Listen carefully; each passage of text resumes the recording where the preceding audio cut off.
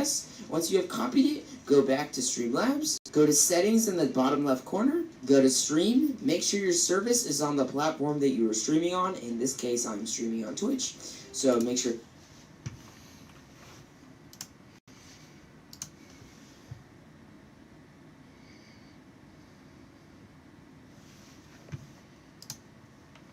Yes. Once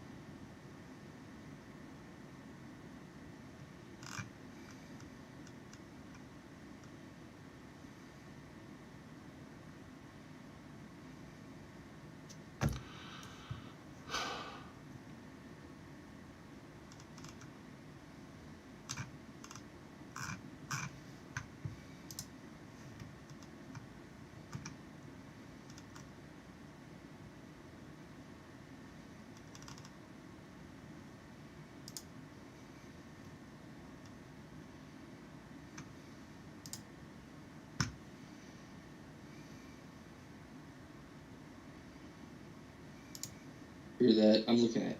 Most likely, everything for you is going to be black. If you want to watch it, it teaches you how to set up themes, what I've been doing for all my videos.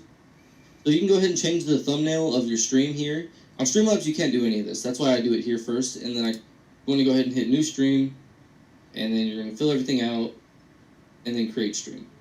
Alright, so once you're here, and everything is set up, you want to hit Stream Setup Help, and then you have your stream key here, so you want to go ahead and copy this. And what you want to do is go over to Streamlabs, go to your settings, and go to stream. You're going to stream to custom ingest. YouTube, you're going to put in your stream key, and whatever, I don't really care if you...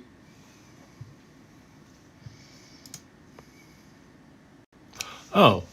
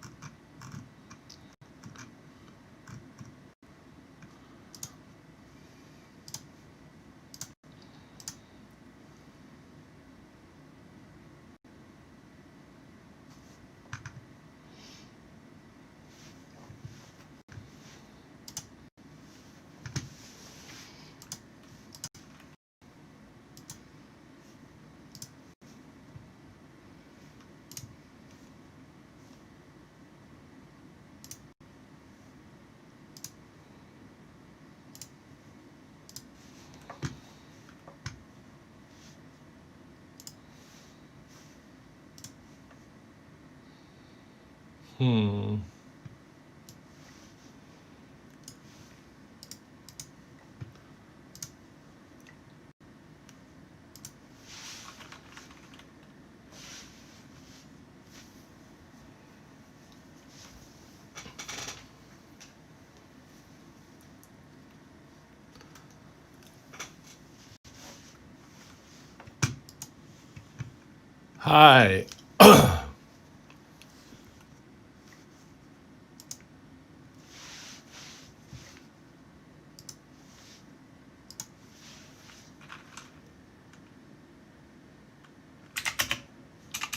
Hi, can anybody hear me? I see that I've got a viewer right now. Just making sure that my settings are okay. And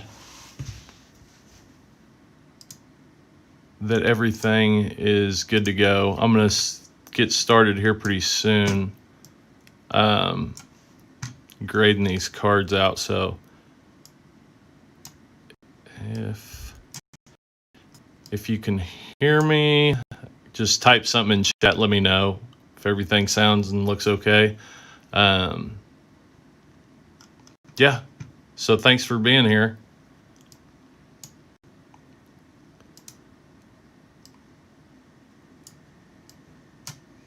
There we go. That's better.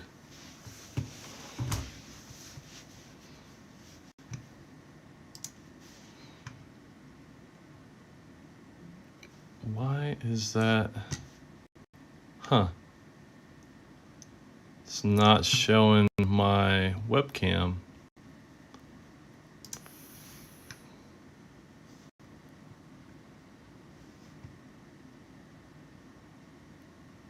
Should be.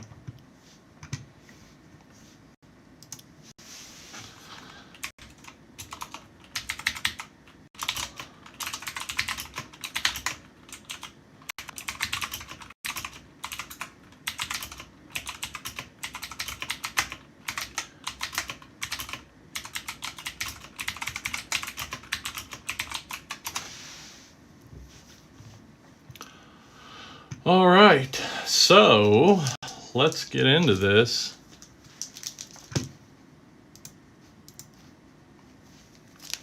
I've got some baseball and some basketball that I'm going to be going through tonight.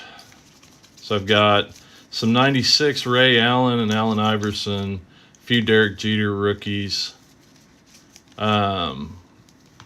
Kevin Garnett, and some 92 Shaq stuff.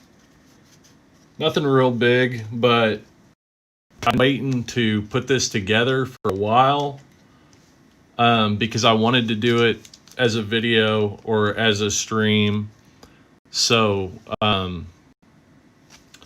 yeah, I am super excited. This is the first time I've gone live on YouTube, and I'm just having so much fun with this. Being able to share this hobby, and something I love with everybody is just a real blessing. So thanks for being here. Thanks for supporting the channel.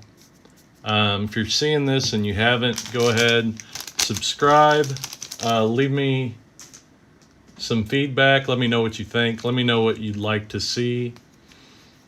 And we'll go ahead and get into this. I want to check one more thing. Yeah, it should be good.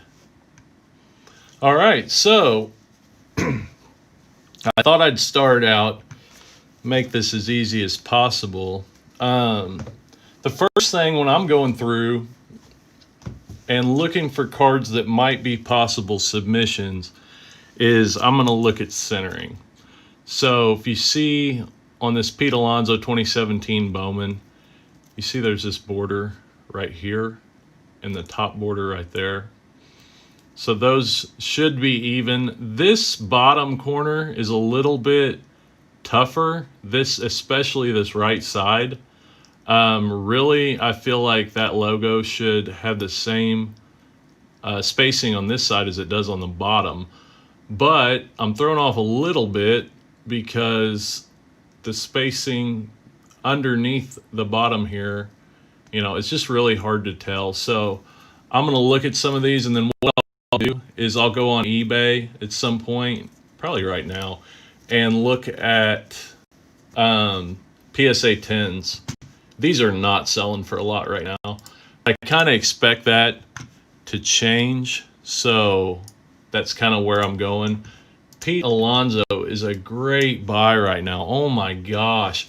I mean, for a guy that in his rookie year hit 53 homers, and this year, had it been a full season, at the rate he was at, he would have hit close to 50, 48, I think. So that's just ridiculous.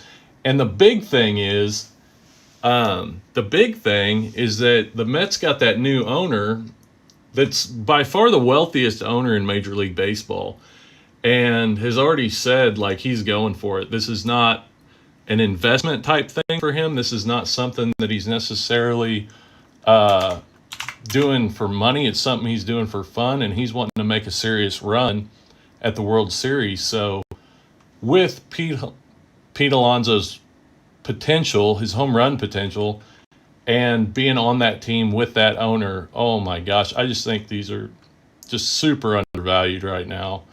And I'm trying to pick up as much as I can, but really, I've just got so much stuff that I've been picking up lately.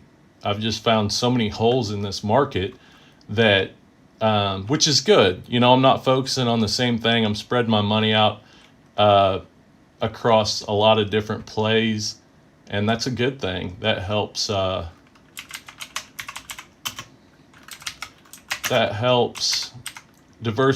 Diversify, helps me diversify. And so some of them are going to hit, some of them aren't, but at least I've got that average in between the ones that do go up in value and the ones that maybe don't so much, or maybe go down. I mean, if Pete Alonso was to get injured this season, his stuff could go down considerably. So let's see. I'm not really looking at pricing here. As you can see, these are super cheap, and I really should be picking some up in a PSA 10. They're going for $20 or less. So, it's cheaper just to buy them graded right now than it is to have them graded. So you see, this is a chrome. I'm going to try to find the paper version, which is even going to be cheaper. I mean, heck, the chrome in a PSA 10 are going for $20 a piece. So let's see here. You got a guy with one asking $50. Of course, you can ask whatever you want. It's eBay. And if you look at this one, see how that logo is more centered? It's a lot more centered in that bottom right corner, and you've got more room underneath the name tag. Actually, the top left corner doesn't look that centered, but they did give this a 10, and there is some they do give you a little bit of leeway when it comes to centering at PSA. So that's a thing. Again, this bottom right corner looks a little more centered than the one that I first started off looking at. So gonna keep a note of that. More Bowman Chrome. There's a paper. Maybe these paper. I don't have to go. The main thing is, let's see. Keep the main thing. Focus on this grading, but I would like to see what these are actually selling for. So you go here, go to sold listings. Let me make sure my stream's coming up okay.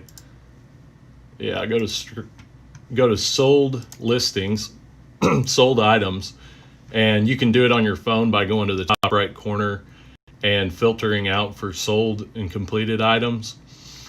And so here, the paper versions and the chrome versions are going for about the same. So that being the case, what I would do is there's a paper version that sold for $50. And these I like to, actually that's lowest. That is, why can't I set this? That is sorting everything by lowest price right now. See if I can set it to, it's not letting me use the drop down up here. But anyways, what I would do, I would go to PSA and I would look up the population of PSA 10s for Bowman paper and Bowman chrome, because a lot of times, I mean, it's possible the paper could be a lot more rare than the chrome. They might have made a lot more chrome than they did straight Bowman paper. But also the thing you got to keep in mind is the paper might be looked at as less valuable, so there's not as many people sending them in to grade. So when you look at those population numbers, keep in mind that it's based on whether people think this card is worth grading right now. And, you know, for a big part of 2019, people would have said, yeah, this 2017 Pete Alonso second Bowman is worth grading. But for the last, you know, year, probably not. They would have looked at sold listings and said, you know, $50. Why would I spend $20 to get this card graded? So that's kind of how I look at that. But let's get back to actually grading these cards. So what I'll do in a case where I've got a bunch of the same card here is I will go through and really quickly just look at centering. So that's not bad, but I don't think that bottom right corner is centered enough. I really don't. The same with this one. This one's better. This one here is a lot better. So I'm going to set that in the maybe pile. This one's off. This one's off. This one's probably good enough. That one's off. That one is pretty good. That one's off. That one's off. That one's off. And I'll look more at these, but right now I'm wanting to do a quick, that's a good one, a quick run through and just see what potential I've got here. Those all look good. All right, so that's the first step that I'd go through if I had a bunch of cards like these, is go through and do centering. Centering would be the first thing that I would look at. All right, so now what I'm gonna do, I'm gonna take these out and I'm gonna look at other factors. So I'm gonna tilt them and try to get a glare to where I can see surface conditions, make sure there's no surface imperfections. That one looks good. And I'm gonna look at corners, edges. And so far, everything looks good. I'm gonna take my little microfiber cloth here. I'm just gonna wipe off anything that might be stuck to that. I'm gonna get a real good look at these corners.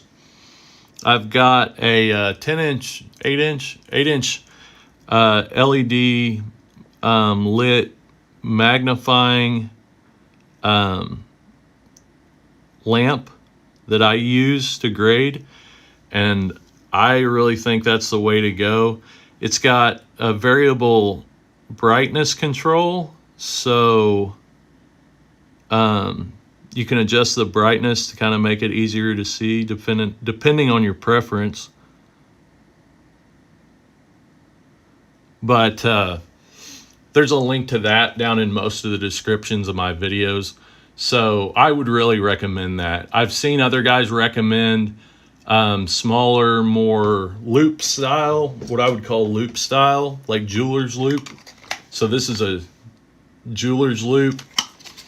I got this when I first started grading a long time ago. And with these, and the same with the lighted ones, you really have to, let me see if I can show this. So like if I just go over a card here, like it's going to be upside down for one, and it's not going to show me really anything. I have to actually basically put this jeweler's loop on this card, like physically on the card, to get it to where I can actually see anything. And even then, it's just hard to deal with. It causes a lot of eye strain, and if you're doing a lot of this, then you don't want that. So I'm going to stay away from those. Any of the smaller magnifying devices. So this card looks good. This card looks good. I'm going to put it in as, a potential. I might look at that again before I send it off, but for right now, I really like the way this looks. Yeah, that's a good one. That looks like a good one. And picked up a little tip from the Pac-Man on YouTube. Just a great guy to watch. He almost has like an ASMR style, really calming, fun guy to watch when it comes to pack openings, box openings. Mainly basketball probably, but does a lot of stuff. Pac-Man's probably, he's one of the biggest YouTube creators in the sports card community, if not the biggest, honestly. I mean, it's kind of a small community yet. You've got your, you got your fly-by-nights, your kind of general influencers like Logan Paul and people like that attract big followings. But for the guys that are specifically sports cards guys, there's not a lot of huge ones, but Pac-Man has, close to 100,000 subscribers, if not more. And, his videos regularly get, has videos that get close to 1 million views. So yeah, and there's a reason for that. The guy's got a great personality. He's really fun to watch. Spends a lot of resources on trying to bring good value and fun entertaining value. Does breaks, has a strong community. And, on his breaks, some of his personal breaks, he might break $5,000 worth of basketball, or any sport, but this has got a little ding in the corner right there. It's just got a little ding. So I'm going to put that aside. That could come back a 10, but I think that would be an oversight. If that came back a 10, that means somebody's looking at that and they didn't catch it. But yeah, Pac-Man. If you haven't seen Pac-Man, check out Pac-Man.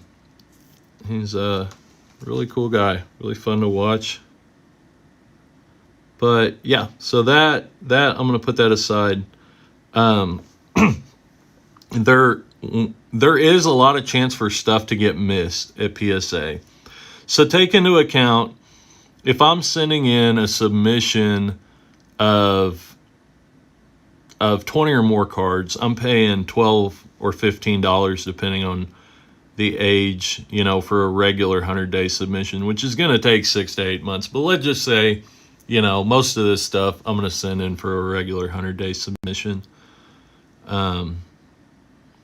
So for $12 on a, say, 2013 Bryce Harper, for $12, they are receiving that product, they are sorting that product, they are grading that product, they are doing a quality control, they are sealing that product in a case, in a graded slab, they're slabbing that product, and then they're shipping that out. So, all the steps in that process, for $12, I just don't think they can be looking at these cards for very long at all. I mean, I would guess a couple, like 2 minutes, and they say that they have multiple people, like at least 2 people look at each card. So if that's the case, I'm just a guess, I would say that each grader is looking at each of these lower value cards, $100, $200, $300 cards in a PSA 10, that they're looking at these for a minute a piece, 60 seconds a piece. That's what I'm guessing. I like to run numbers, and maybe that's close, maybe it's not, but You know, all of that considered for $12. I can't imagine that they're looking at each of these cards for much longer than that. Maybe, but I'd have to doubt it. Hey, Jesse Nunez. What's up, man? Jesse says, what's up? What's up, Jesse? How's it going? I really appreciate all your support on the channel. You know, I just started up and decided to give this a whirl. And yeah, it's been a lot of fun. I am excited about growing a community. You know, people like you that are excited about sports cards and are willing to put up with me. And hopefully we'll both learn a little something along the way. And so thank you very much for all of your participation in the chat and the live stream here. This is my first live stream, so yeah. What is up, Jesse? If you have any questions or just want to chat about anything, then please ask. Let me know. I'm happy to talk about anything. I try not to hold anything back. There are some plays right now that I'm making that it's not that I'm really hiding them, but I want to present it in a way that's good for the channel and builds the community. So I'm kind of putting some planning and preparation into some of the more exciting finds that I've made. I've been looking at a lot of 2001 Ichiro Suzuki rookies. There's several different Topps parallels to look at in that for Ichiro rookies, whether it's chrome, traded, base. There's different parallels of base, and I've been looking at those really hard, and I think there's some really great buying opportunities out there for those. 90s basketball. 96 is the Kobe, the Allen Iverson, the Ray Allen, and the Steve Nash rookie year. And then you've also got Jordan and different ones from that era. But 96, 97, and 98 are great values. Jesse Nunez, just curious, what's your most expensive card? I don't have a lot of super expensive cards. Most of the stuff that I get in, I will sell. So I don't hold a lot of super expensive cards. I sold, let's see, I had 2 Mike Trout PSA 10s and a complete set of 2011 update that I sold in 2018. And for $2,500. So definitely a lot less than what they're going for now, but I am plenty happy with that. As far as, oh wow, Bonnie, hey, I like your stream about the junk wax box era. It seems so surreal. Yeah, the junk wax era was a lot of fun. It really was. It was a lot of fun. It was kind of crazy. I was talking to a card shop owner today and just asking, because in 1987, I was 4 years old. In 1989, when the Griffey came out, I was 6. I do remember it because I grew up. My dad was a big collector, not of like high value stuff, but he was a set builder, and he was always, he bought product every year. And really, from the time I can remember, I've been immersed kind of in collecting cards and everything that goes along with it. But yeah, I was talking to a card shop owner today, and I was asking him, like, do you remember the craziness? I kind of do, but do you remember what the craziest stuff was from the early 90s, the junk wax era? And he said, yeah, you know, there wasn't as nearly as much. But he said, I was talking to a guy who had a stand when the 89 Upper Deck came out at a big card show. And that guy was telling him, he said, when that Griffey hype was real, he said, people were coming into the show and buying boxes of 89 Upper Deck so fast. He said, I had to throw money on the floor. I couldn't take the time to actually like sort the cash. So I would throw money on the floor, and my 7-8-year-old daughter would go through and pick it all up. And I mean, as crazy as that is, like there was such a line of people, and so many people that yeah, he didn't even have time to sort cash. He would just buy, you know, sell a box, throw the cash on the floor, next person sell another box, and his young daughter would go around and pick everything up. So that's pretty crazy. I don't specifically remember that. I do remember the hype, and there was stuff. This card's got a little ding there. There was stuff that sold for above retail. There was retail product that sold for greater than MSRP, but nothing like what we see now. Nothing like that. Like you might have some Upper Deck SP that retailed at, you know, $3 a pack, and maybe, you know, you're paying $8. You know, maybe you're paying $8 a pack at the card shop or at the card show or whatever. Not like now where, you know, retails maybe $5 a pack, and your resale on that is 40 or 50, something like that. This is just crazy. And I could go into a whole thing, but you know, the modern card era is a lot of fun to participate in, what we see ourselves in right now. Personally, I wouldn't give a lot of credit to it long term, but it is a lot of fun right now. It's fun to participate in. So, yeah, that's it for the Pete Alonsos.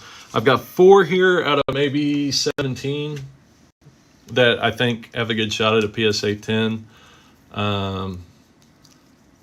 9, 12, 15, 16, so 20 out of 24 out of 20 I think have a good shot.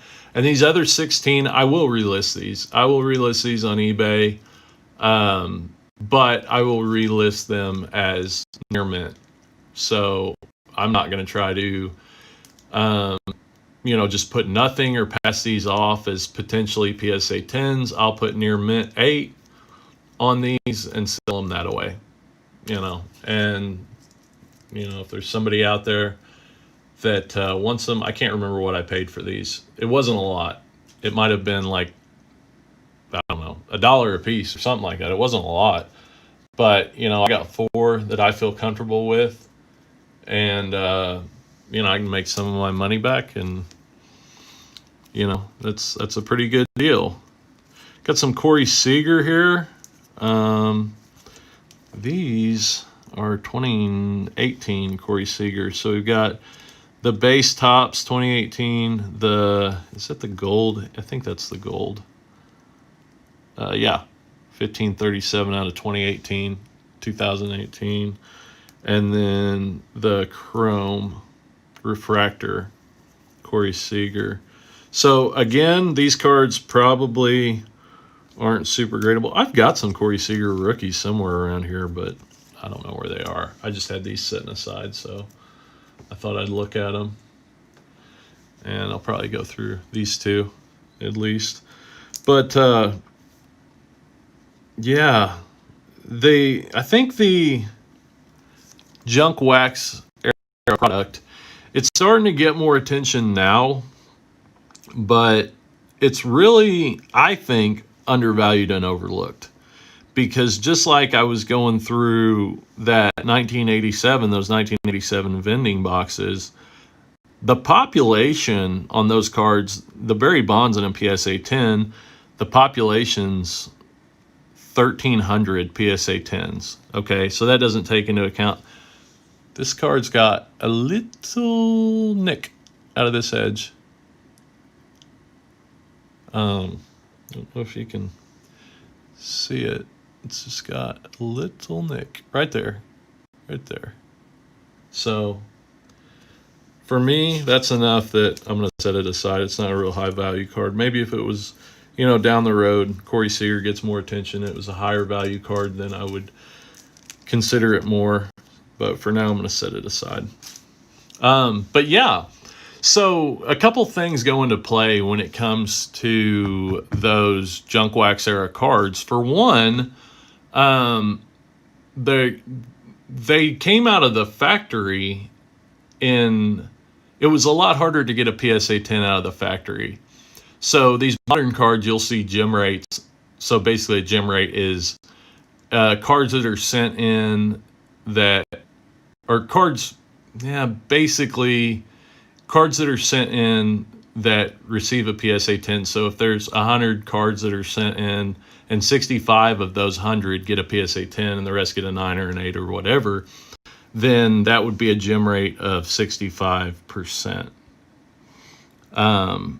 So coming out of the factory, like those 1997 and basically all through the 80s mainly, but then into the 90s too, you've got big centering issues, you'll have surface issues, you'll have a lot of things that go into play that just makes it harder to get a PSA 10 out of the pack or out of the box. And then the other thing is those cards, since they were made basically, have been considered, having zero to very little value, for the most part. So people were not protecting those cards. Right now you've got one thing, PSA started in the early 90s, 91 I think, is when they first started. But now you've got people that are sending most of their modern product into PSA directly out of the pack. As soon as it leaves the pack, if it's centered well, somebody knows what they're looking at and it's centered well, then they are sending that product in directly out of the pack. Back then, condition was starting to be more considered. You saw a lot more stuff going in top loaders and penny sleeves. But grading's been around for, I would say since the 70s, it's been taken seriously. Grading has. But, so you did look at condition back then, but you didn't protect stuff as well.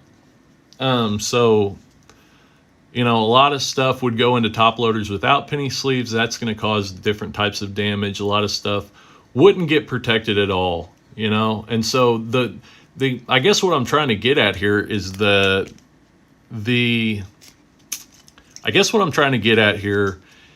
that the amount of cards that exist in a PSA 10 from that and previous eras is much lower than the percentage is much lower of that produced.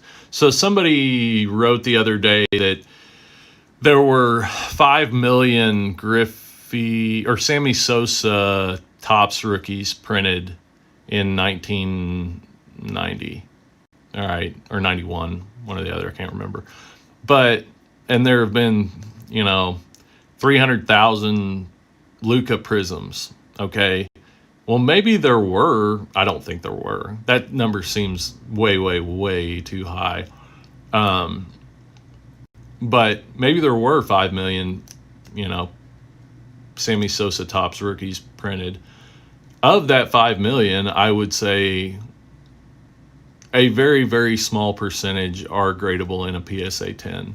Whereas your modern cards, if you had 300,000 and, there's 50,000 that grade a PSA 10, and there's 5,000 Sammy Sosa rookies, scarcity, I say it all the time, I harp on it, and I don't mean to turn people off, but it really is in all markets when it comes to supply and demand. Scarcity is very, very, very important.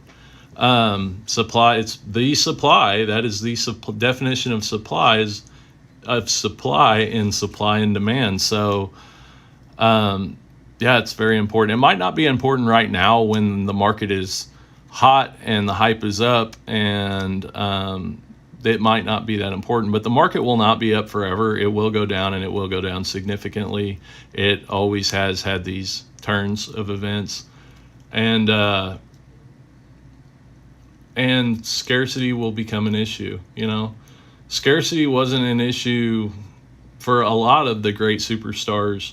When they first started, the hype was real, but down the line, or fifth year, sixth year, it becomes an issue. Even LeBron, LeBron rookies were only going for about $500 2 or 3 years ago. Now they're 4,000. So it's something to keep in mind. But anyways, Bonnie, I saw your comment, and I've been meaning to get to it, but I was on my soapbox ranting. So is it better to submit multiple cards of the same card to PSA, or just send a few of the same cards? What's your opinion on getting that 9 or 10? I would say it is better to be able to send multiple cards. I would say it is better, because what I can do is, even if I think all of the cards I have are capable of receiving a 10, I can take the one that is maybe the least likely and put it in front. Then I can take the one that's second least down to the one that's most likely.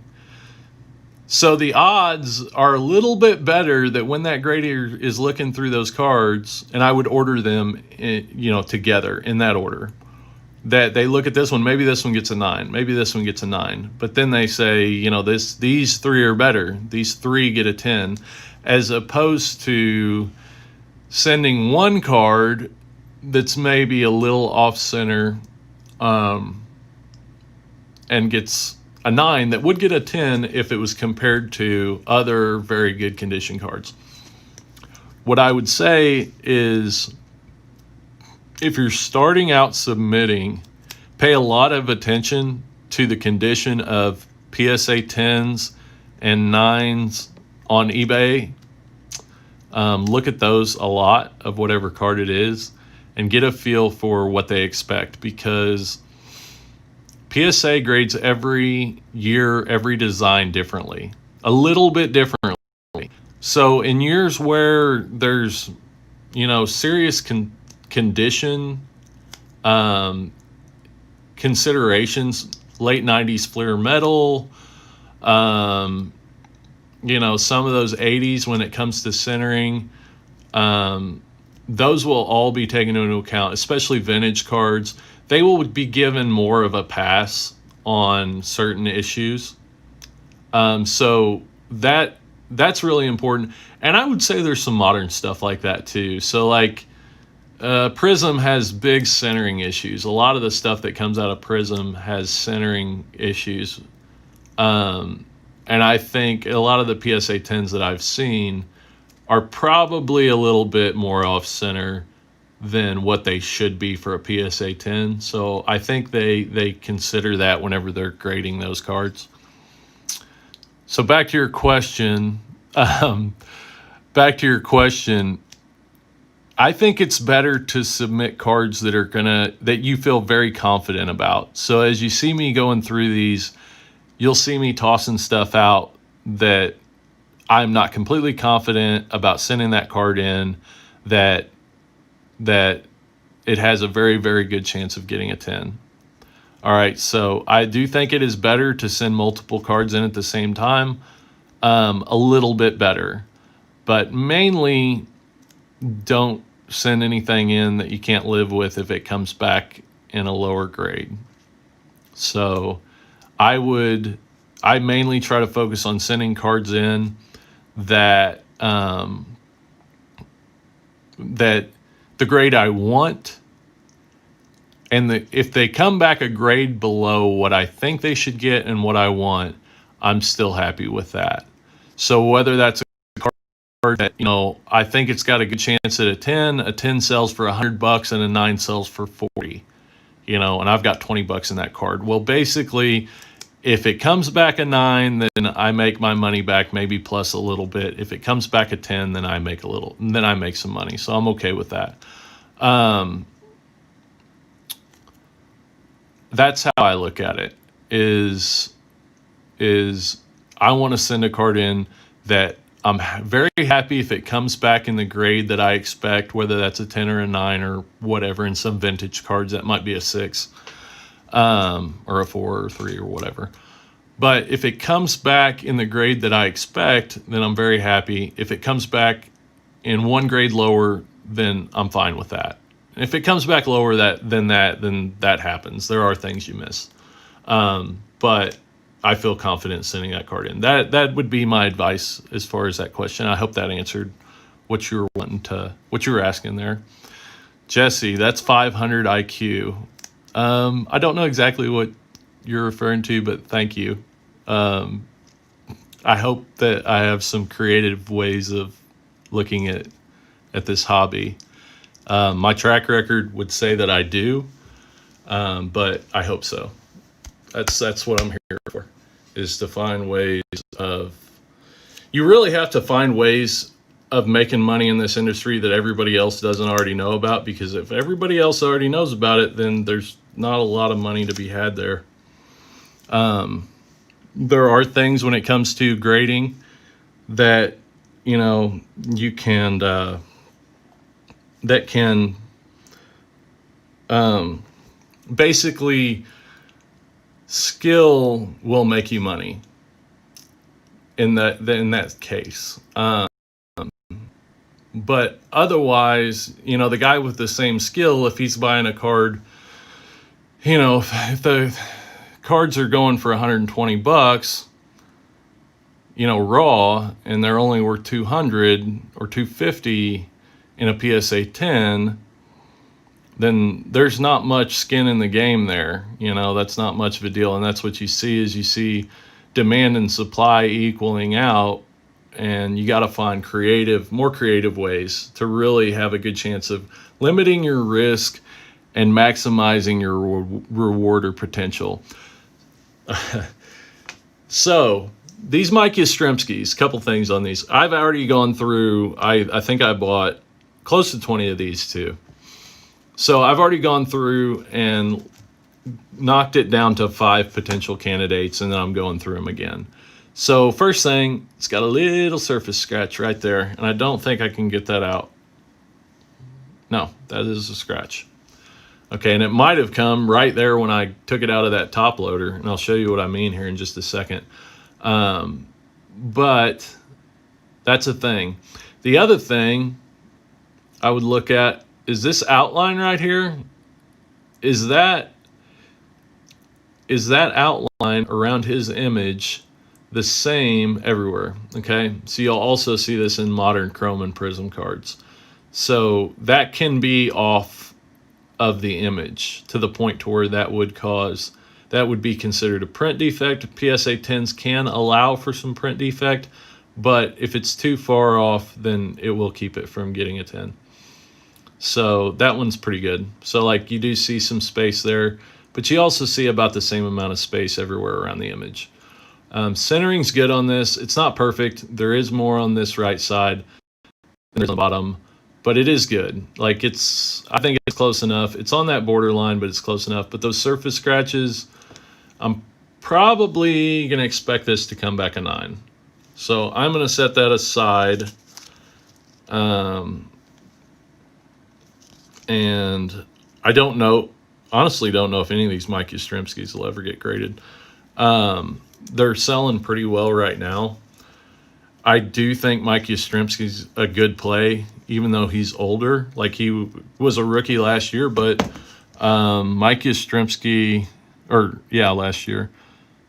But he's 30 years old. Mike's 30 years old. He'll be 31 next year. Took him a long time to get to the majors. Had a great year last year, and I still think that if he has another year or two, another good year or two, that his cards will do well. He's in a good market out in California, in San Francisco, and if he has another good year or two, I think these cards are definitely worth grading. I think they're going for about $100 in a PSA 10 right now, or they were at one point in time when I bought them. But I think that could definitely go up. Like I said, we live in a big-time hype market. So when I'm taking these out, I do not stick my fingers in there. Not that that's necessarily wrong, but that's not how I do it. I will just hit them against my arm and kind of pop them out. But sometimes when you do that, the card gets ahead of the sleeve. And if the card gets ahead of the sleeve and it rubs against this top edge, especially on these chrome cards, it can scratch them. I've done that several times, actually. All right, so right there, the sleeve is sticking out. The card is still in that penny sleeve, and that one's all right. That one's going to be okay. That's not going to cause any scratching from that. Well, but it can. If the card gets ahead of the sleeve, when it comes out of there, it can cause issues. This one's good. This one's good. One thing you'll notice, there's a little brown dot right there. That brown dot is on every one of these cards. I thought that was a print defect, and I started looking them up, and every PSA 10, PSA 9, every one that I found has that little brown dot. I have no idea what that's from, but indeed it does. So I'm comfortable with that, sending that in. That's I think that's a definite PSA candidate right there. It's a definitely got a chance at a 10. And again, I am going to do my little Pac-Man trick here. Cut the side out of this penny sleeve. And then you don't take a chance of catching that corner whenever you're sticking these in there. I'm really bad about that, so what I'll do, I'll stick it all the way in, start tilting it, and you'll see it is already, it has room to go in a little lower, and you miss that corner, that bottom right corner. So that one's got a good shot. Jesse, oh, what is up? So anyways, yeah.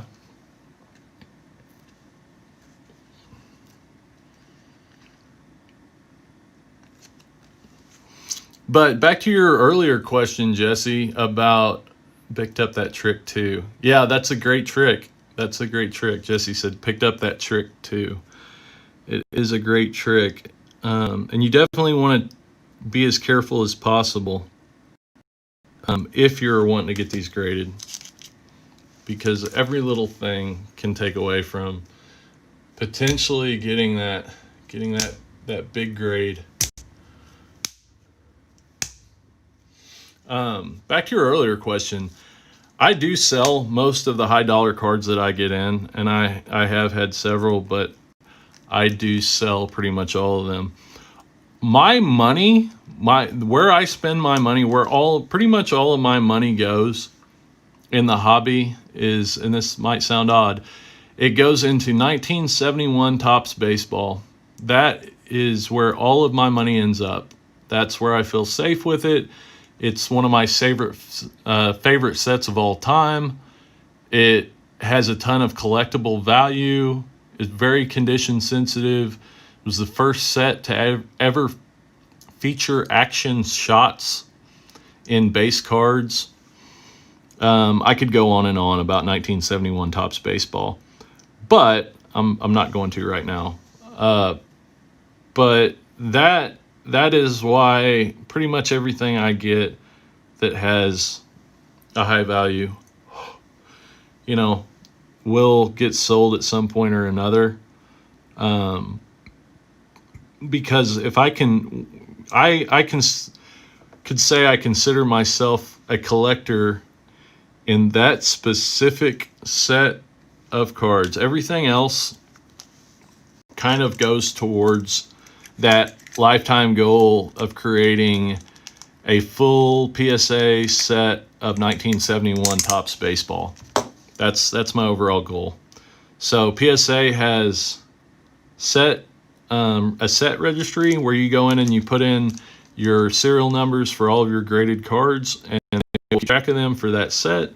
And there are full PSA graded sets of pretty much every year, at least all the vintage years. I'm not much of a modern guy. I am a modern guy. I would say I am a modern guy. I love modern cards. As far as collecting, I would collect some modern cards of really, cards that I like or important cards, especially high grade ones like some of these Ichiro rookies I have. I would definitely keep a PSA 10 of one of those. If I get any LeBron rookies in, I would definitely keep some PSA 10 LeBron rookies. Trouts, if I get any more Trouts in, I would probably keep one. Just depends. I mean, there's all kinds of buying opportunities, but I've learned that if you can make money in this hobby, then it's best to take your wins when you can get them and move on. Keep rolling.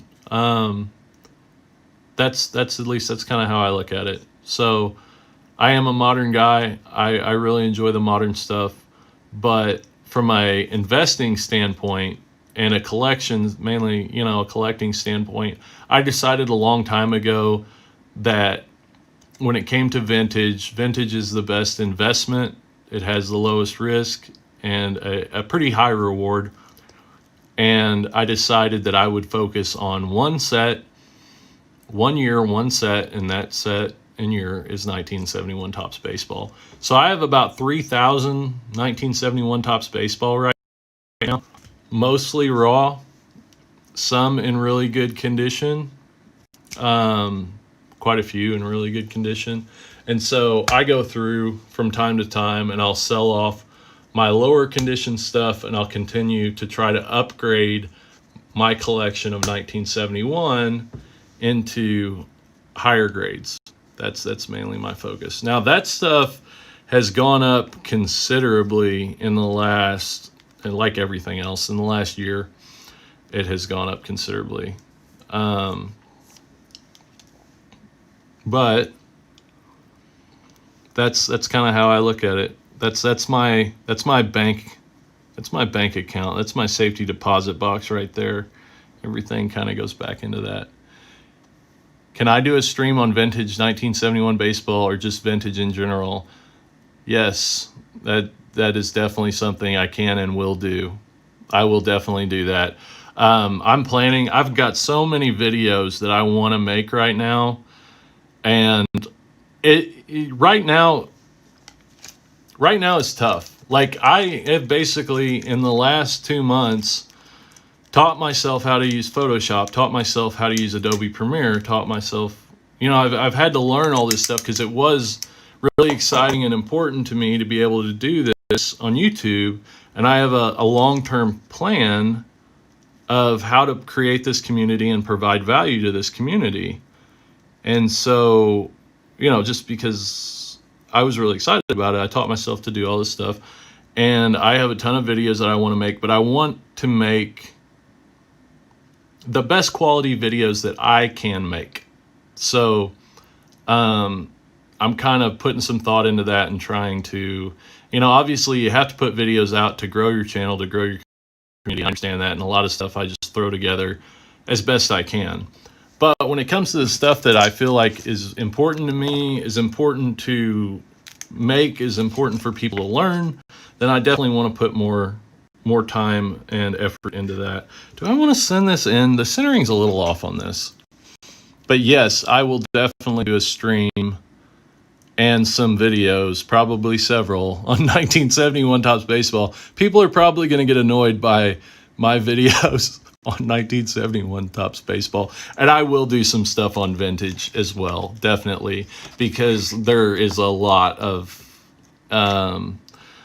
buying opportunities and important things and interesting things to know about vintage cards. And I do think it's really important for people to be aware of vintage and what's coming into vintage. Like early 80s is becoming important in vintage. Now, as far as PSA is concerned, 1971 just came into where it's considered vintage, which kind of sucks, but it's kind of good. So I can't send in my 1980s stuff and my 1971 stuff in the same submission under the same pay category. But anyways, it's just been considered vintage. But a lot of the 1980, like you look at the 1980 Ricky Henderson PSA 10, the 1980 Ricky Henderson was not really considered up until the last few years. It was, I mean, it was, but not nearly as much. And now people are really starting to look at that. They're starting to look at the more scarce products from the 1980s. Topps Tiffany, which was like a premium version of the base Topps sets that came out in the late 80s. It was called Topps Tiffany, and it was like glossy. It had a white back as opposed to an off-white back, and it was given out, as far as I know, to card store owners. I think it was limited to 10,000 sets. And Bonnie, very nice, and thank you for the late stream. Well, thank you. I was up kind of late last night making a video, and I took a nap around 4 and woke up around 9, and so I really wanted to do this stream, and I'm glad that there are people that are here and that are willing to watch it. So thank you very much for participating in my late stream. Yeah, but yeah, that's when I say scarcity matters, that's why it matters. Like a lot of this stuff from the 80s, the stuff that's valuable is the stuff that's scarce. So like Topps Tiffany, and then Fleer did one that was more premium version of their base set, and it was called Fleer Glossy. Score did one. Score did Score Glossy, I'm pretty sure. I'm going to set that to the side. That's a little bit more off-center than what I'm comfortable with. 1984 Fleer update. I actually have some here. This is part of a video that I'm getting ready to make. I am going to send these into a third-party submission service because you can't get 20-day submissions through PSA right now. They've ended your ability to get a 20-day submission, but through a third-party service that I've identified that I really like, they will send in a 20-day bulk submission, and they send up in like 500 to 1,000 cards at a time for $28. So that's a pretty good deal. You know, their 20-day submissions are coming back in about 3 months, and you know, as an individual, if you send in a 45-day submission, you're looking at 6 to 8 months. They said their 100-day submissions, what did they say? I think they said their 45-day submissions, well, whatever. Their lower dollar submissions, like $13, $15 submissions, are coming back in about 6 months, but their 20 days are coming back in about 2 to 3 months. So for $28 a card, up to a $500 maximum value, you can go through this third-party submission. And like I said, I am putting together a video on that because I think it is really important. If you want to get your cards back, you know, in half the time that it would take, if you're not sending in a bunch of cards, or you just want to get them back quicker, or you have a card that's maybe a little more valuable that you want to send in, then I would definitely recommend looking into a third-party service. Now, it does create more links in the chain, so I'm recommending this guy because he was recommended to me through a big card personality, and I looked into him, followed him for a while, and I really like the way he does things, and I think he'll do a good job. So I am going to be making a video about using a third-party submission service because I think it has a lot of benefits and value. So these are both 1984 Fleer update out of the 1984 Fleer update set, a set that is very scarce and contains the Roger Clemens and Kirby Puckett rookie cards.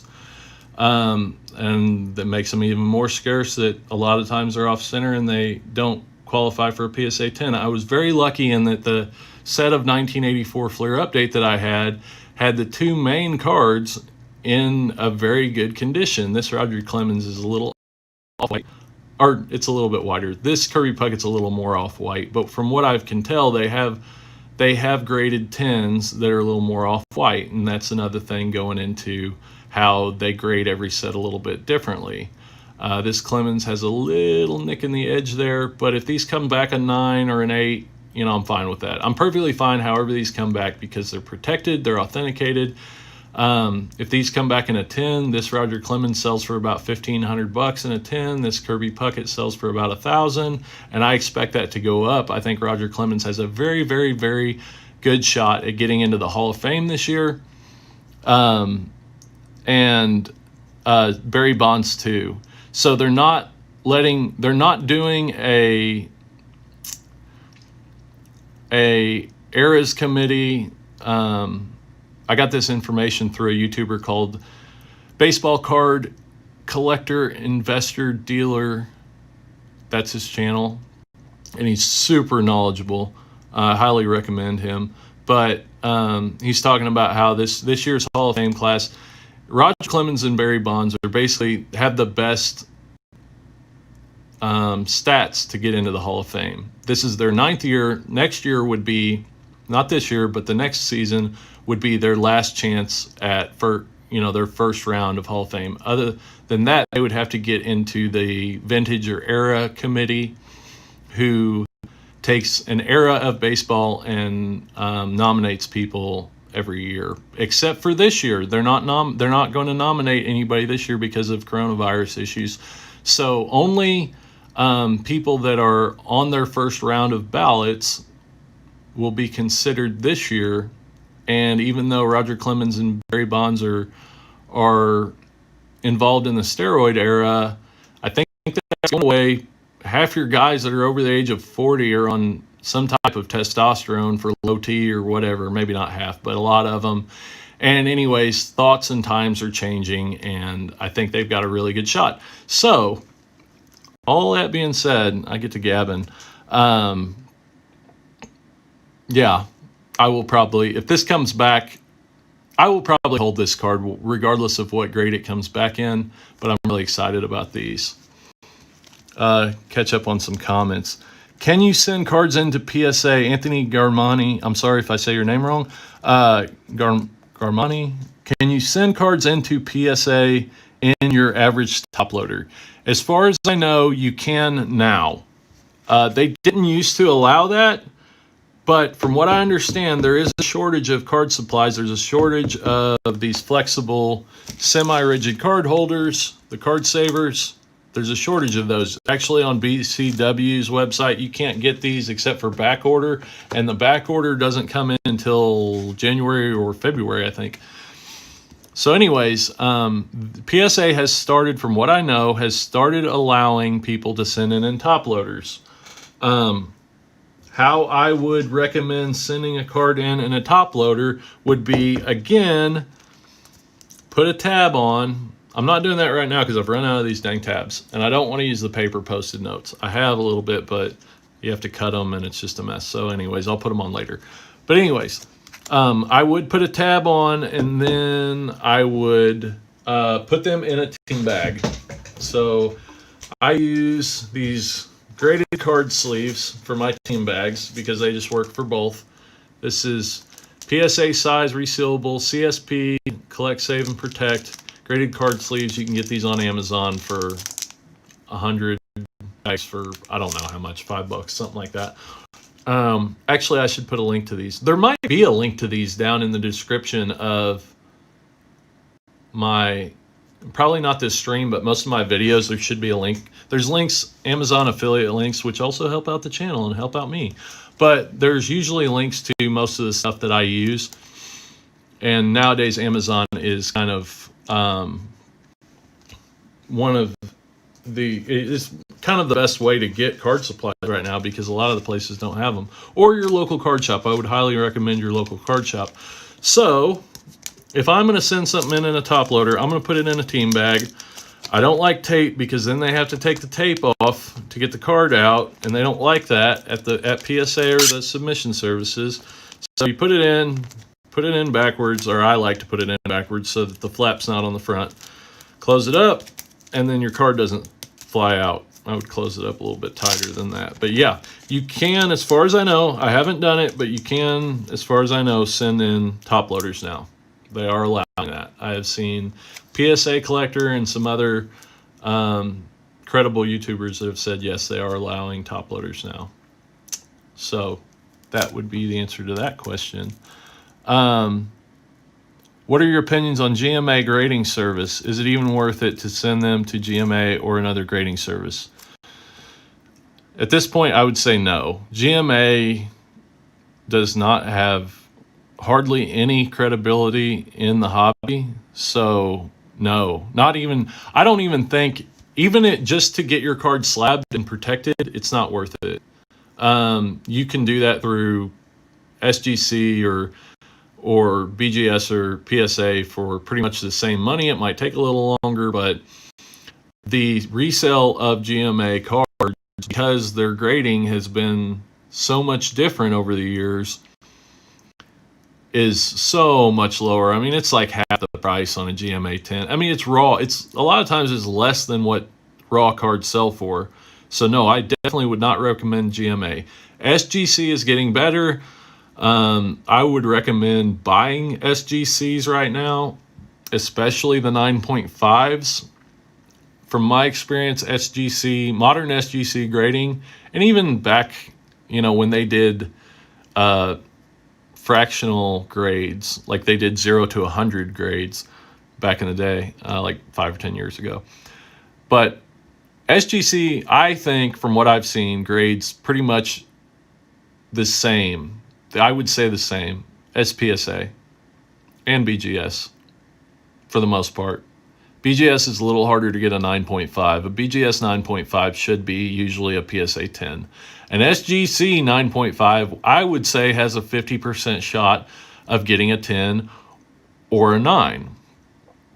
So, that being said, SGC 9.5s on eBay right now in most cards are selling for less than what you can buy a PSA 10 for, and sometimes considerably less than what you can buy a PSA 10 or PSA 9, what you can buy a PSA 9 for. So if you take that into consideration, you can buy an SGC 9.5, and I would say it's got a pretty good chance, maybe a 30% chance, of getting a PSA 10. If you send in 10 of them, I would say 10 9.5s, SGC 9.5s, I would say there's a good chance that 3 of them would come back a 10, if not more. And the other one should come back a 9, maybe 1 or 2 would come back an 8. But anyways, those are your percentages. I think from my experience, please don't hold me to that, but that's just what I think. What I've seen and what I've heard from other people, that would be the chance. And SGC 9.5s are selling for less than PSA 9s. So a lot of times, even after your cost of grading and shipping and everything, if you buy and crack an SGC 9.5 and submit it, and it comes back a 9, you're still going to break even or make a little money. If it comes back a 10, you're going to make a lot of money, considerable amount of money. And they are just super cheap right now. It's a cheat code. I learned that from VegasFind777, another YouTuber. And so I give all the credit to him on that, but I want to share it with my community and with other people because it is a cheat code right now. It is a huge buying opportunity. I've been looking at a ton more SGC cards, and as far as graded cards, that's kind of where I've been looking mostly right now is in SGC, because I do think the grading is very, very similar in how they grade to PSA and BGS, and the cards are just selling for a lot less. I need to catch up on comments. Well, not too much. Opinions on GMA. Love that guy too. Do you mean Clemens, Jesse? You love Clemens? I love Clemens. I honestly think that the steroid era, a lot of guys would agree with me. The older guys, when the steroid era happened and afterwards they think it, that the sky is falling, it ruined baseball, all this other stuff. In my opinion, it was the most exciting time ever in baseball. I'm not saying it was a good thing. Steroid use is not a good thing. Ruined a lot of guys' chances at the Hall of Fame and kind of hurt their careers in general. But I do think it was just super exciting. And and I like these guys. I like Barry Bonds. I like Roger Clemens. I like Mark McGwire. A lot of those guys, especially Mike Piazza. Mike Piazza was my favorite player in the 90s. It was Nolan Ryan. And then when Nolan Ryan retired, it became Mike Piazza. And I think that a lot of the steroid era guys, potentially even Mark McGwire through the Vintage Committee, will, I don't know, maybe not Mark McGwire, but Barry Bonds and Roger Clemens, I do think will get into the Hall of Fame. I definitely think Alex Rodriguez will get into the Hall of Fame, and I think Alex Rodriguez cards are drastically undervalued right now. You can pick up his PSA 8, SP 94 SP rookie cards, which are very condition sensitive, for like $75 right now. You can get a 9 for, I don't know. I don't know what a 9 sells for. But anyways, I think they're drastically undervalued considering a PSA 10 Derek Jeter sells for like an ungodly amount of money. I actually want to look that up because it's like $100,000 because they are so rare. The Jeter SP rookie compared to the Alex Rodriguez XP rookie. Alex Rodriguez put up better stats and was considered a better player than almost... I mean, I'll put it this way. ESPN, in their all-decade team, they pick a player for each position out of the 10 years of that decade. And so from 2000 to 2010, they picked 10 players for each position, one for each position. And Alex Rodriguez was on there twice in that list as the best shortstop from one year and the best third baseman from another year. And this is not like every position for every year. This is 10 total positions. Out of those 10 positions, he was considered the best in 2 different positions out of that decade. All right, people hate him, yada, yada, yada, whatever. I don't think the hate is necessarily justified, but I do think that stuff fades with time, and I think Alex Rodriguez cards are an amazing investment right now. The YouTuber, buyer, collector, investor. That guy's awesome. That guy, Jesse said, no, I meant the YouTuber, buyer, collector, investor. Collector, is it baseball card collector, investor, dealer? Yeah, I think that's his YouTube. But anyways, that guy is awesome. He has a ton of knowledge and a ton of value. And I love watching those guys because it reminds me that valuable content is what matters on YouTube, that I do want to make my videos better. I want to make them have better production value. I want to make them more watchable. I want to work on how I present myself because I want to get this information out to as many people as possible. And I want to build a community. So all that stuff is great, and I want to do all that stuff, but the main thing is that I'm providing valuable content to people, and that's what those guys remind me of. Not that his videos aren't great, he does some great videos, but the main thing is he provides amazingly valuable content to people and shares his knowledge freely, and that's really important for me to remember. And yeah, it's great for a baseball or sports card nerd like me. I love it. So yeah, cool. I'm glad you like him too, Jesse. Do you ever see DJ LeMahieu cards skyrocketing in price because of 2 batting titles in different leagues? Yes. I think skyrocketing might be an overstatement. DJ LeMahieu was drastically undervalued when he was with the Rockies. He got with the Yankees and people started taking notice. So in 2018, when I was looking at these, let me click back over here. So in 2018, when I was looking at these 2011 Topps updates, DJ LeMahieu playing for the Rockies was not on the radar. Once he got with the Yankees, he definitely got on the radar, and these cards in a PSA 10 are going for about $200 right now. So his cards at the time, 2 years ago, Altuve and Paul Goldschmidt, and who was the other guy out of that class? There was another guy out of that class. JD Martinez, yeah. Anyways, their cards were all going in that range, $100 to $200 in a PSA 10. DJ LeMahieu was not on the radar. Now his cards are going for $200 because the guy's a freaking beast. And I definitely think that there's still some headroom for him. When you look at his, like you say, his awards, his batting titles, his fielding, his everything, he's just all around, the guy's a beast. And if he continues to perform, then I definitely think there's some headroom in DJ LeMahieu. The ship has kind of sailed in a way on him. You definitely can't pick his cards up for next to nothing like you could a year or two ago. But I definitely think there's upside in his cards if he continues to perform. That's the big thing with these active players. If he doesn't get hurt, if he continues to perform, if he doesn't fail a drug test, if he doesn't get a DUI, if he doesn't, all that stuff comes into play, and he still, even if none of that stuff happens, he still has to perform on the field. The other if is if he gets traded away from New York, which is definitely a possibility. I've heard a lot of people argue that he might get traded this year. I don't know where that stands right now, but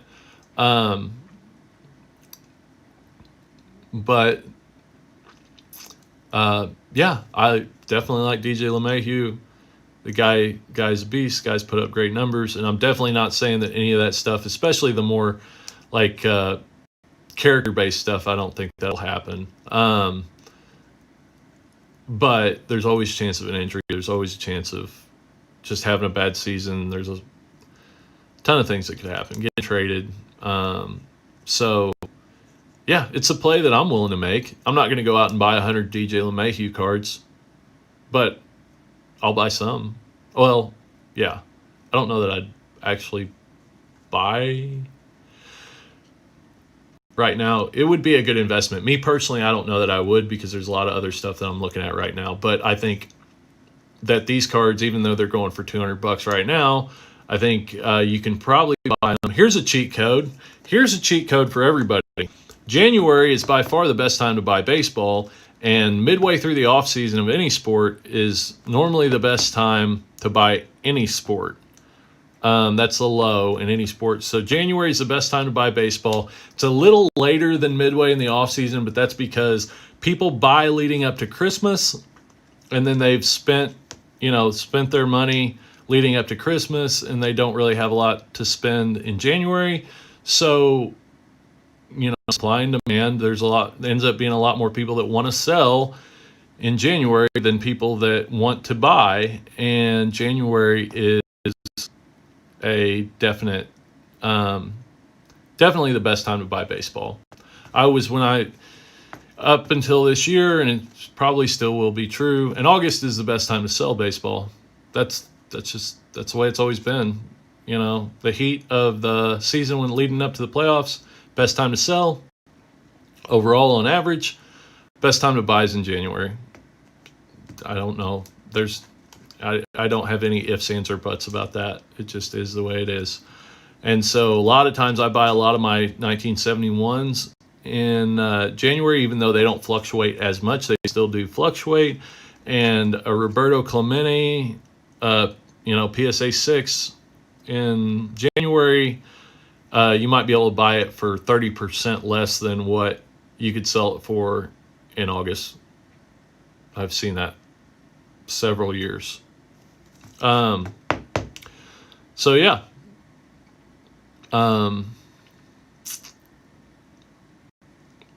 I do think there's some headroom. Gosh, I ramble on.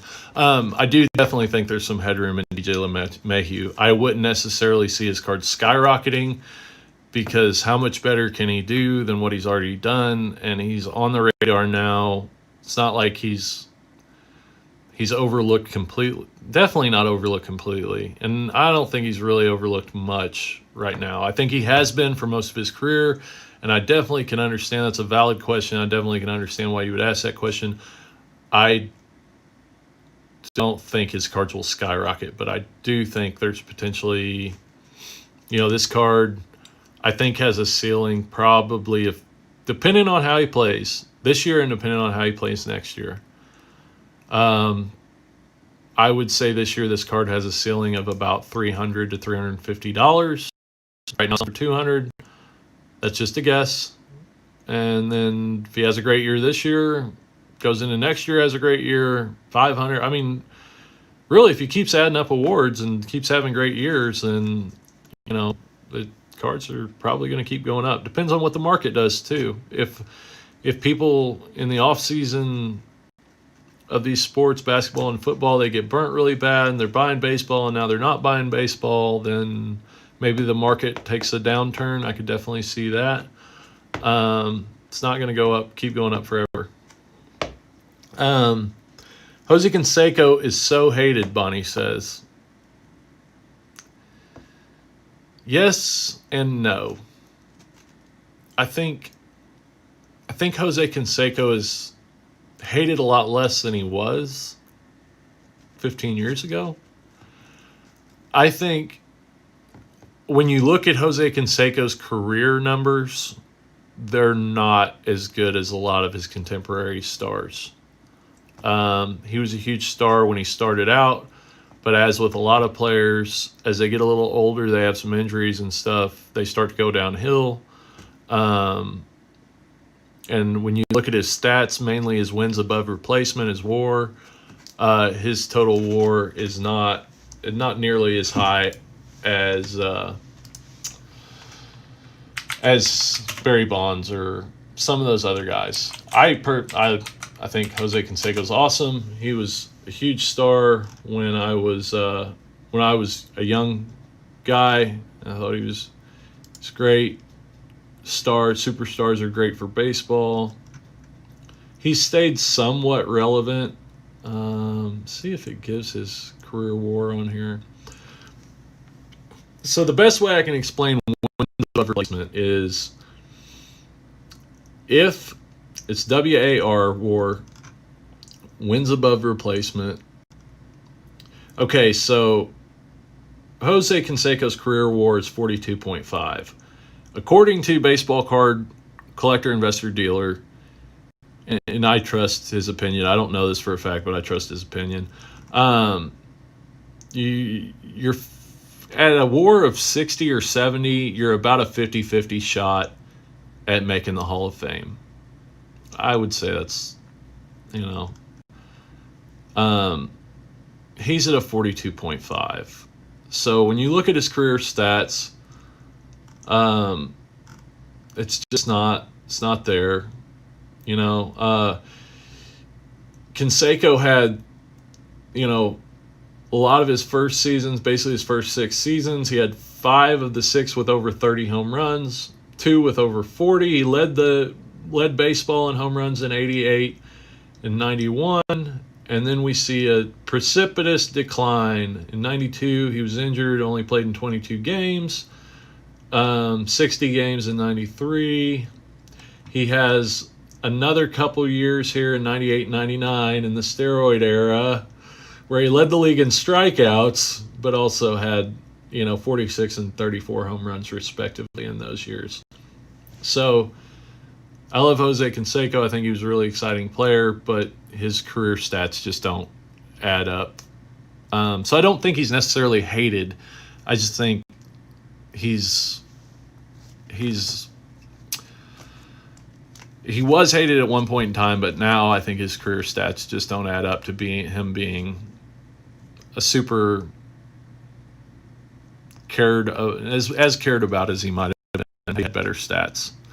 Joe Burrow, buy or sell. This is what I would tell people. This is what I said in my video the other day. If you believe, so it all depends. If you believe Joe Burrow is going to come back, if you're willing to make a bet on Joe Burrow coming back, with this injury, I would say there's about a 50-50 chance that he doesn't play at all next season. It's a 9 to 12 month rehabilitation for an ACL, MCL. He tore both of them, plus did other damage to his knee. 9 to 12 months. So minimum 9 months, which puts us at about the beginning of next season. So I think there's a very low chance that he starts next season. I think there's a better chance that he comes in midway through the season, but I think there's a very good chance he doesn't play at all next season. So out of sight, out of mind. Midway through the football offseason, in May or June, April, May, and June, I think you're going to see very low prices for Joe Burrow. If he doesn't play next season, then I think you'll see prices go even lower, potentially much, much lower. And I've already seen prices cut in half on Joe Burrow, which I think is reasonable for the type of injury that he's had. If you want to make a bet on Burrow, I would sell right now as soon as possible, and I would plan on buying in May. That's what I would do. If I wanted to make the best decision about Joe Burrow, that is what I would try to do, is sell right now, get out while you can. I think they will definitely be lower later in the year, in the offseason when people aren't paying as much attention to football or football cards.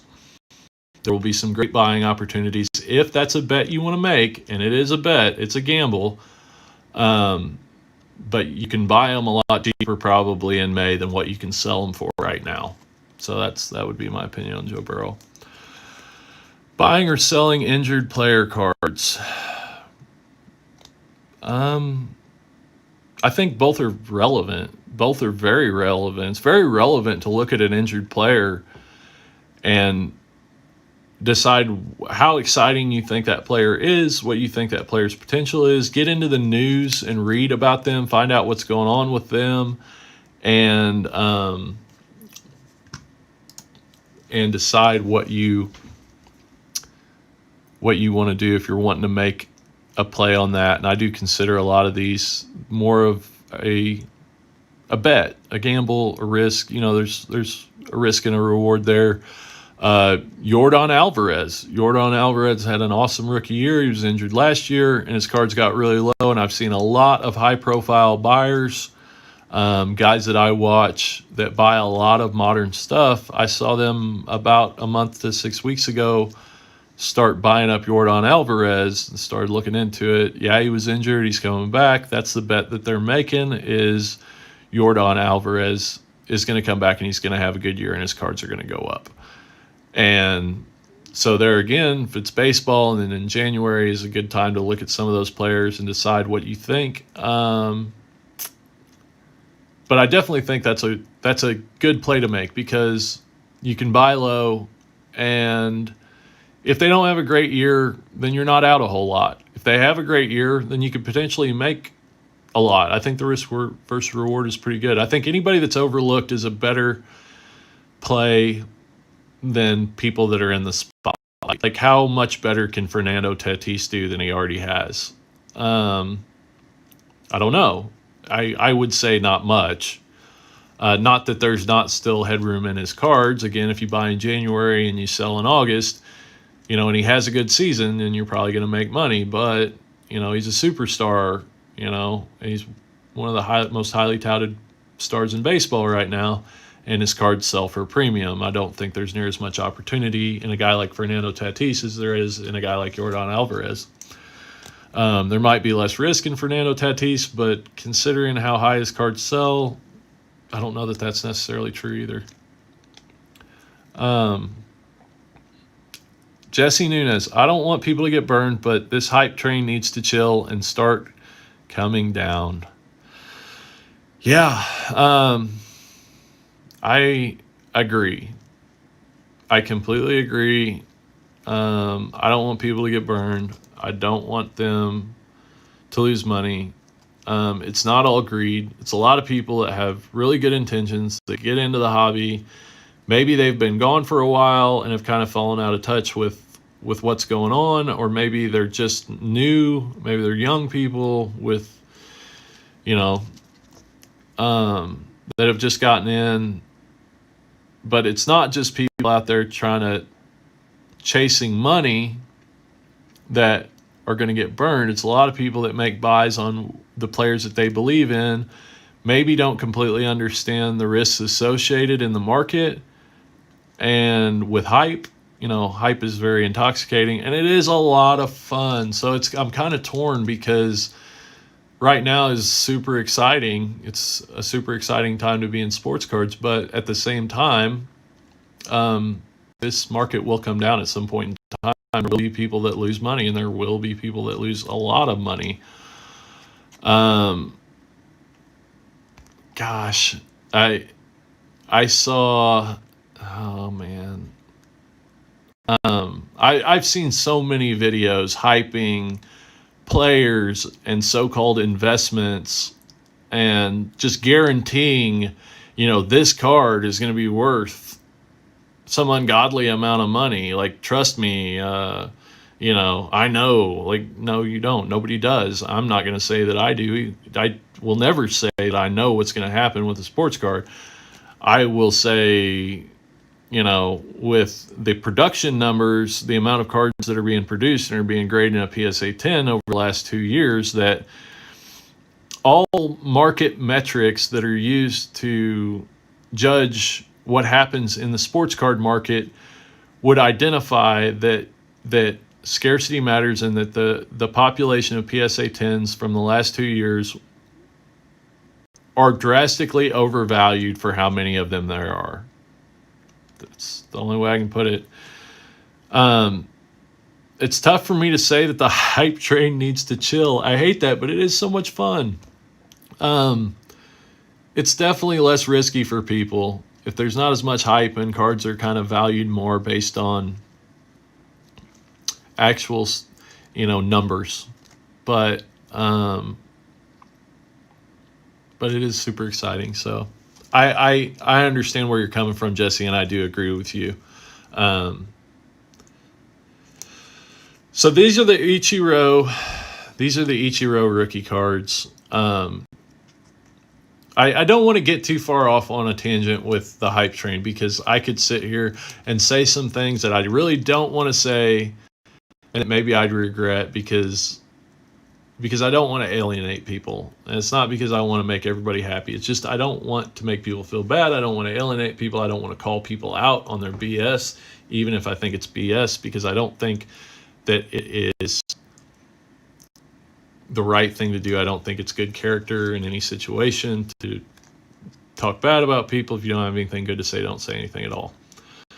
So, for whatever that's worth. 2001 Ichiro Suzuki rookie card. This is the base Topps rookie card. This one I bought for about $50 off eBay. Got really lucky. It's in really good condition.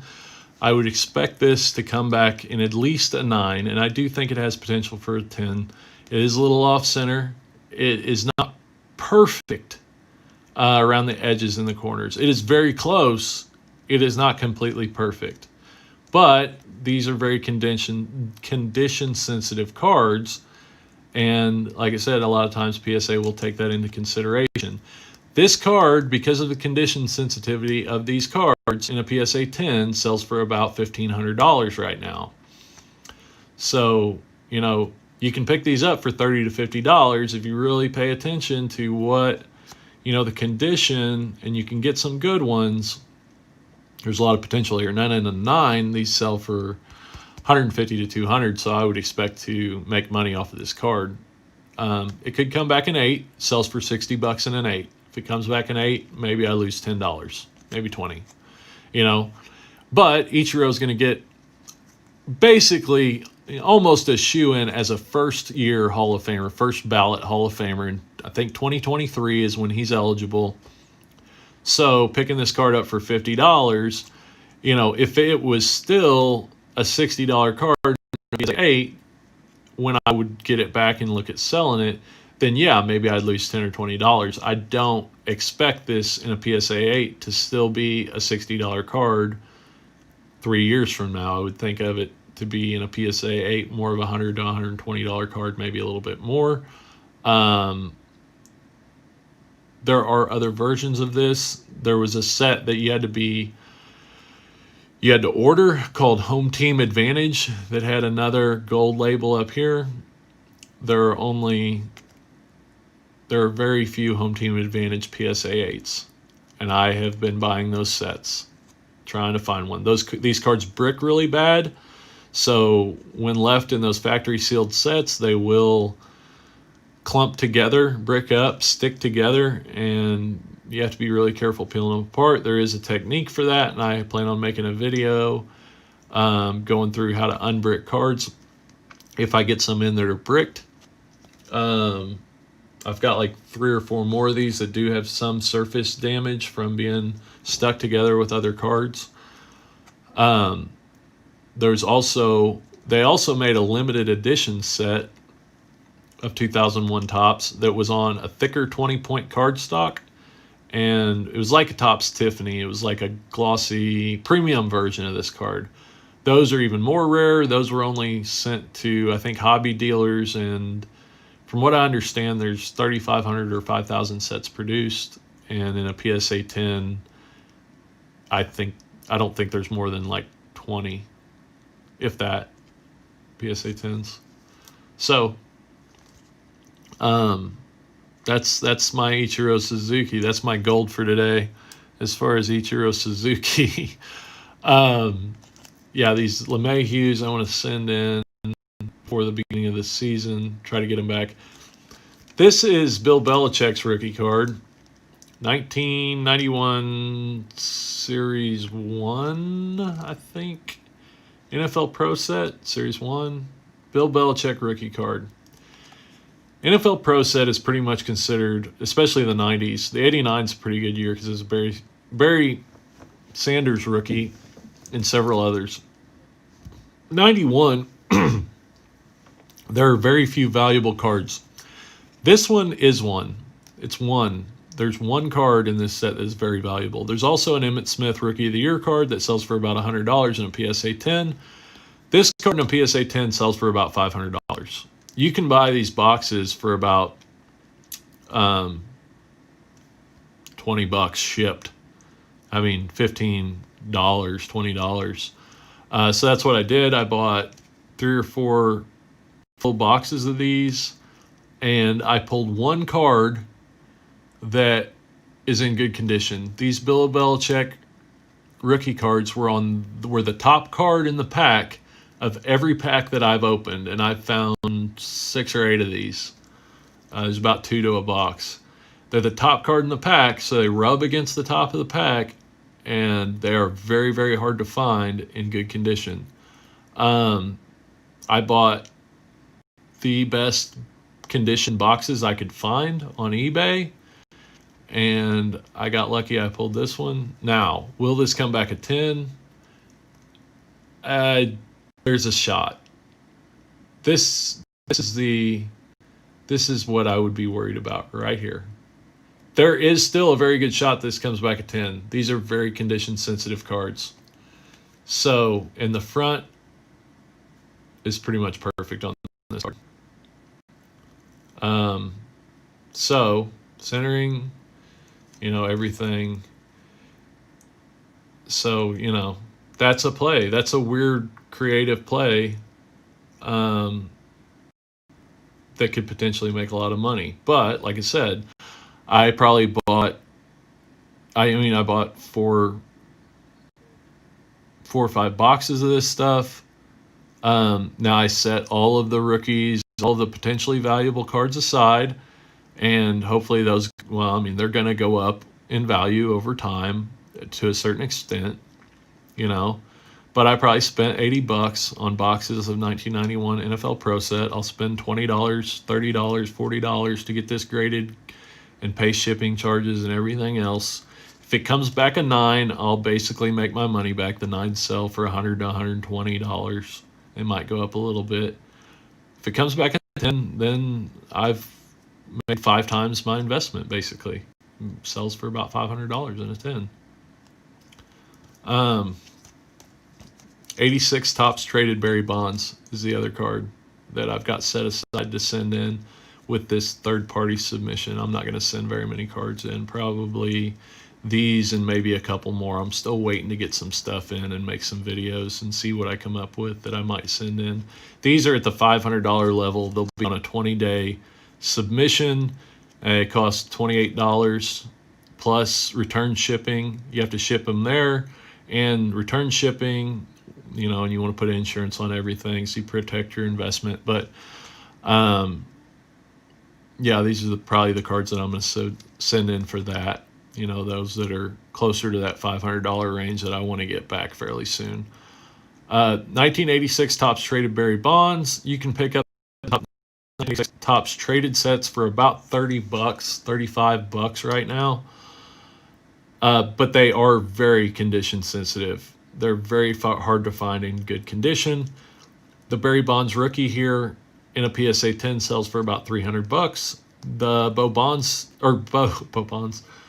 the Bo Jackson, I am starting to get tired here. But anyways, the Bo Jackson sells for about $200. The Will Clark in a PSA 10, Will Clark rookie is selling for $60 to $80. And there's another one in there that's pretty good. But anyways, yeah, these sets sell for about $35. I would look at getting some, paying a little more to get some out of a sealed case. Make sure that you read the description and it says that they haven't been opened. I mean, you can't guarantee that, but you know, if you don't know, eBay does have a return policy. Like, even if a seller states that they don't accept returns, that really doesn't mean anything. If you unless you just say, I'm not happy with it, you know. If you get something and it is not as advertised, you can return it and they will have to pay for your return shipping. And eBay will make that right. A lot of sellers hate it, but I think it's important. And so if you do buy one of these sets and you get it in and it's obviously been opened and looked through, or cards are missing or anything like that, you can return them. But anyways, yeah, I was really happy to find this. I've actually got the Jose Canseco from this set as well. That's also potentially a PSA 10 candidate. That's the other one, his rookie card from this set. So I got really lucky. It was just a set that I had from collection that I went through and got really lucky. So anyways, got off on a super tangent there. Going through my next submission. But anyways, yeah. I do want to get these sorted through, though. This might be kind of a long stream, but feel free to come and leave at your leisure, as you like, you know. But I've had these sitting around, excuse me, sitting here waiting to go through them, waiting to do a stream or make a video on grading for probably at least a good month. I've just had these sitting on my desk, planning on doing a video. And so I want to get these off my desk, get them going through. This has got a little bit of corner issue. I don't know if you can see right. Let's find a good angle. Right there, see that little dented corner? I wouldn't be incredibly concerned about that, but I might not send this in. It's got that little corner ding, little tiny corner ding, and the centering's pretty good on it. I don't know. I might send that in. I'm gonna set it to the side. I'm gonna consider it maybe, and maybe not send it in with first round, but definitely set it aside and not resell it, because there's a really good chance that would come back in, that either they would overlook that or they would look at that and say, you know, it's within the bounds of a PSA 10. So, haha. You do get on long tangents. Yes, I do. I am a windy guy. I get to talking and I get on some tangents. I it's just natural for me, that I think about a lot of this stuff, and this, I think this YouTube channel is really therapeutic because it helps me get stuff out. but I'm pretty quiet and reserved in my daily life. Able to get on here and kind of share what I'm thinking about, go on this kind of long form talking head type videos, question and answer. And yeah, I do get on some long tangents. That's no lie, Jesse. No cap there. So I am going to set that one aside. But yeah, I'm really enjoying it. And hopefully it's not too tangential to where it, people get lost or anything like that. And hopefully it's valuable and entertaining. That's all I can hope for. But yeah, I enjoy it. So got these Derek Jeters. There's like 30 different Derek Jeter rookies from the 90s. And they're from 4 different years. So this is the 96. Is this 96 or 97? I think it's 96. 96 Topps Star Rookie Jeter. See if I can get this to focus a little bit better. See if it'll focus. Is it not going to?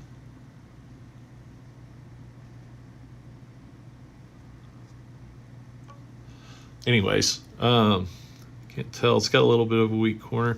These are pretty good though. I bought these on eBay and a lot, and the corners are not perfect. Centering's pretty good. I honestly don't know what these go for in a PSA 10. I would say close to $100, most of this stuff. Early 90s, this is the Future Star 1996 Topps Jeter. Gosh, that is just not focusing well. Anyways, yeah, I think in a PSA 10 these go for about $100. I'm gonna say that's a 9. And with these, this is how these were sent to me. I'm gonna replace the sleeve, throw this sleeve away, and I'm just gonna put that in the top loader as a 9 and set it aside. I doubt I'll resell it. I'll probably hold it. I might resell it at some point, but yeah, set that aside.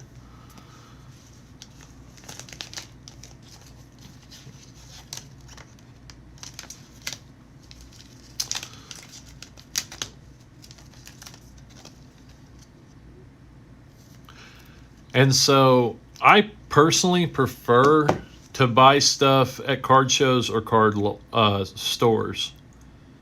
I'm looking for stuff to send into grading. That way I can look at it, hold it in my hands, and decide what I think the value of it is, what I think it'll grade. I do buy quite a bit of stuff off of eBay,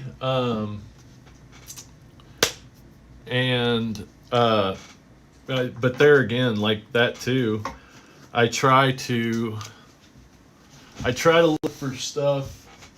I try to pay really close attention to the condition. So these were bought in a lot. A guy had, selling all 3 of these for next to nothing. Like I don't know. I paid like not much, like $3 a piece for these. I like the way they looked, and so they come in. That one's a 9. I could probably sell it for, I don't know, $5 to $8 something, and just put a better, picture on eBay where people can look at it and decide, have a little bit more certainty as to what the grade of that card is, what the condition of that card is, and they're willing to pay more. There's another one, it's really good condition, not perfect. Another one it's a 10 or a 9. Another one that's a 9. And let's see here. And so go ahead and leave that up. Set that aside.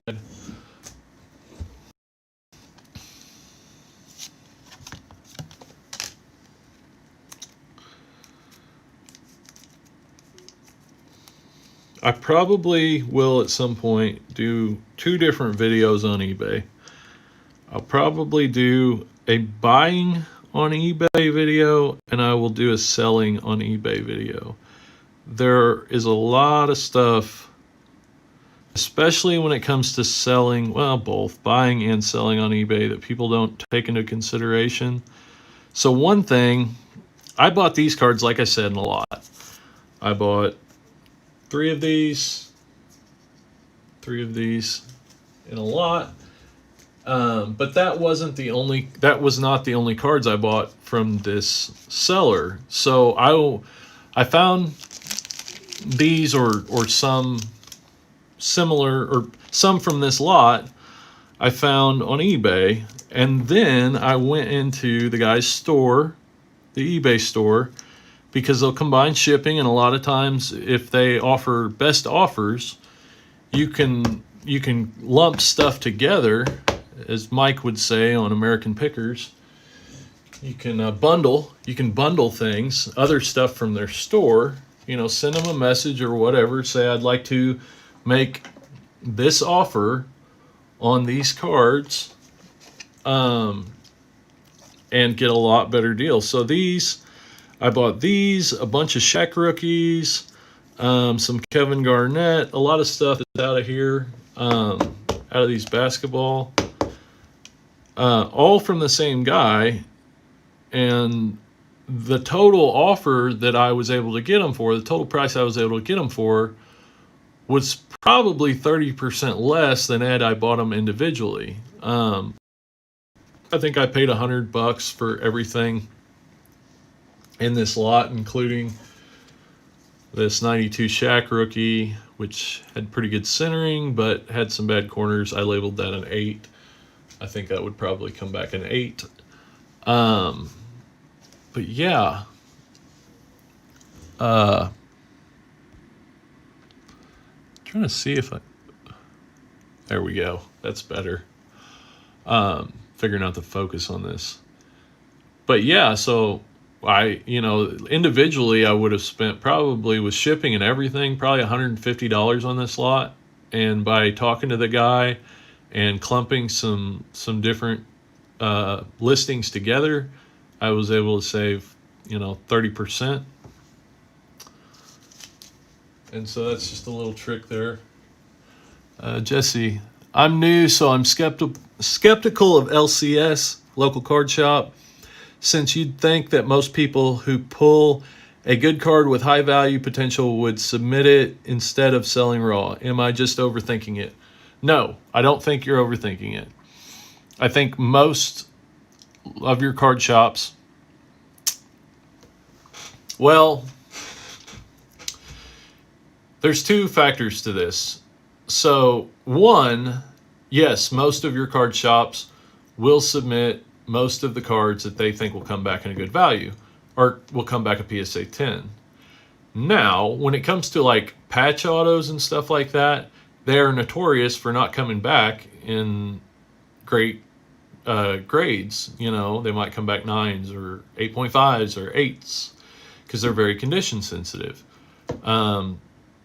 So a lot of guys will sell those, and mags or whatever will sell those ungraded, and the condition might be perfect on them. But a lot of your new guys, your top stars, these card shops know that if I send this out to get graded and it takes 3 months or 6 months to get it back, then I'm taking the chance of this player getting injured or getting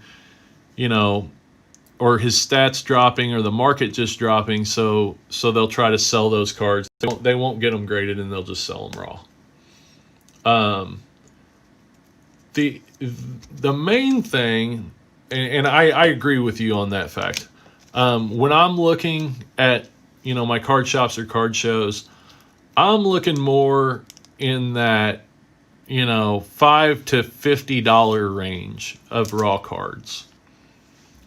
So this Ray Allen rookie, you can see the surface is a little off on it. This is the 96, same year as the Kobe. So yeah, I'm looking at this range, and I have a lot of good luck in that range, in that $5 to $50 range on raw cards at card shows or card shops. I say I have a lot of luck, but I might look through 10 cards to find one, you know. So, or I might look through 20, 30, whatever. You know, I look at a lot of cards, and, you know, I might find one here and there that's a PSA 10 candidate, but that's what I enjoy doing. This one's a 9. This one's probably going to come back a 9. So I'm going to sleeve that up and set it aside.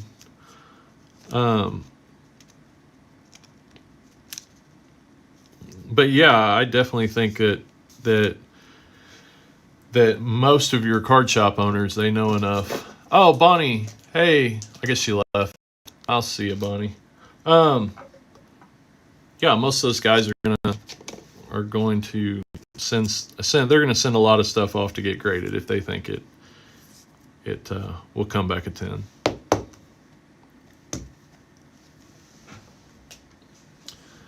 I have been buying a lot of Ray Allen and Allen Iverson lately. I've probably bought altogether like 30 of these. 96, 97, and 98 Topps basketball. I think in unopened form in the packs and boxes is undervalued. And that might sound crazy considering a box of 96 Topps Basketball Series 2 sells for $2,500. But in 96, 97, and 98, the top set for the Topps basketball set was 220 cards. Exactly. So Series 2 is 110 or 111 cards. And a hobby box, 36 packs, 11 cards per pack, is like 400 cards. So you figure you've got Allen Iverson, Ray Allen, Steve Nash, and Kobe Bryant in that 96 Topps set.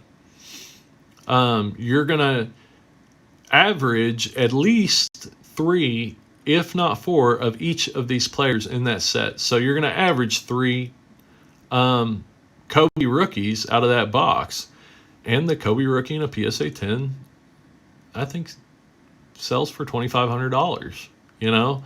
So, yes, there's a risk there, but there's also a great upside. I mean, it might be $1,500 Kobe rookie sells for. I don't know. I haven't paid a whole lot of attention to those. I've mainly been paying more attention to Allen Iverson and Ray Allen because I just think they're drastically undervalued, especially Ray Allen for as amazing of a shooter as he was and as exciting of a player. And the fact that he was he was culturally significant. I mean, he got game. Allen Iverson, one of my favorite players. I loved Georgetown when I was young. It's my favorite team. And Allen Iverson, and you talk about an exciting guy. Oh my gosh. So, anyways, this card, pretty sure this card's got a good shot. This card's got a good shot at a 10. I think this is the one that I got from a guy right after he had opened up a box at a card show. And I kind of gave him some grief about how lucky he got for the price that he paid for that box. And it was low. Oh, maybe it's not this one. This one's got some surface issues on the back of the card. It was stuck together a little bit. If you can see right there, it's got some definite surface issues. So this one's not a 10. Maybe it wasn't this card. Now I'm hoping it wasn't. I'm hoping it was a different one that I got from that guy, because I looked at those cards, which I got the Allen Iverson and the Ray Allen out of that box that he had for $15 total. Allen Iverson and Gem Mint 10 sells for $300, and the Ray Allen sells for, I don't know, 100, 120, something like that. Way too low. For Hall of Famers that were just super exciting players. That one's a 9. I'm still going to set it aside, put it in a card saver, and plan on having that graded at some point, but I probably won't send it off with this order. If I get an Iverson that I feel pretty confident about will come back in a 10. Oh, Zonamez. Hi, Zonamez. What do you think about Devin Booker? I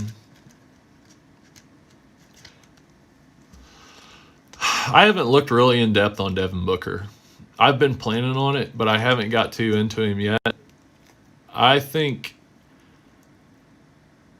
in today's basketball market, leading up into this season, I think that anybody who's not drawing as much attention in the card hobby is a better investment than anybody that is. So, I think that as far as a lot of those guys, I think a lot of those guys like Devin Booker being overlooked. Devin Booker, I think, has got a better team this year than he had last year. So, I like, again, I've been planning on it. I haven't got into Devin Booker very much yet. But I would say there's more potential for Devin Booker to go up than there is for Zion. Even if Zion has an amazing year, it would take a lot for a card that's already, $1,000 and there's 20,000 PSA 10s of them. I think 15 right now. Prisms, 15,000. It would take a lot for that card to double in value, and I haven't got very far into them, but I'm guessing it would take a lot less for Devin Booker's rookie card to go up that much. This one's got really good surface condition on the back. It's got really good centering on the back. It has okay centering on the front. So I wonder, why does this always look different in the video than when you're looking at it in real life? That's really weird to me. Like when I'm looking at this card with my own two eyes, it is off center left to right. But when I look at it in here, it's not. It looks damn near perfectly centered. That is so weird. It's not perfectly centered. Maybe it's better than I think. Maybe it's an optical illusion. That's pretty good. It's pretty good. That card's got a shot at a 10. I would say that card's almost got as good almost as good a shot at as a 10 as it does at a 9. I've seen there's some defects in this card. It's got kind of a soft corner up here. I don't know how much they would take off for that. I say kind of a soft corner. It's not completely perfect corner. That probably would come back a 9, but in a 9, I think those still go pretty good in a 9. $75, something like that. Get another thing in. Cardboard gold card savers.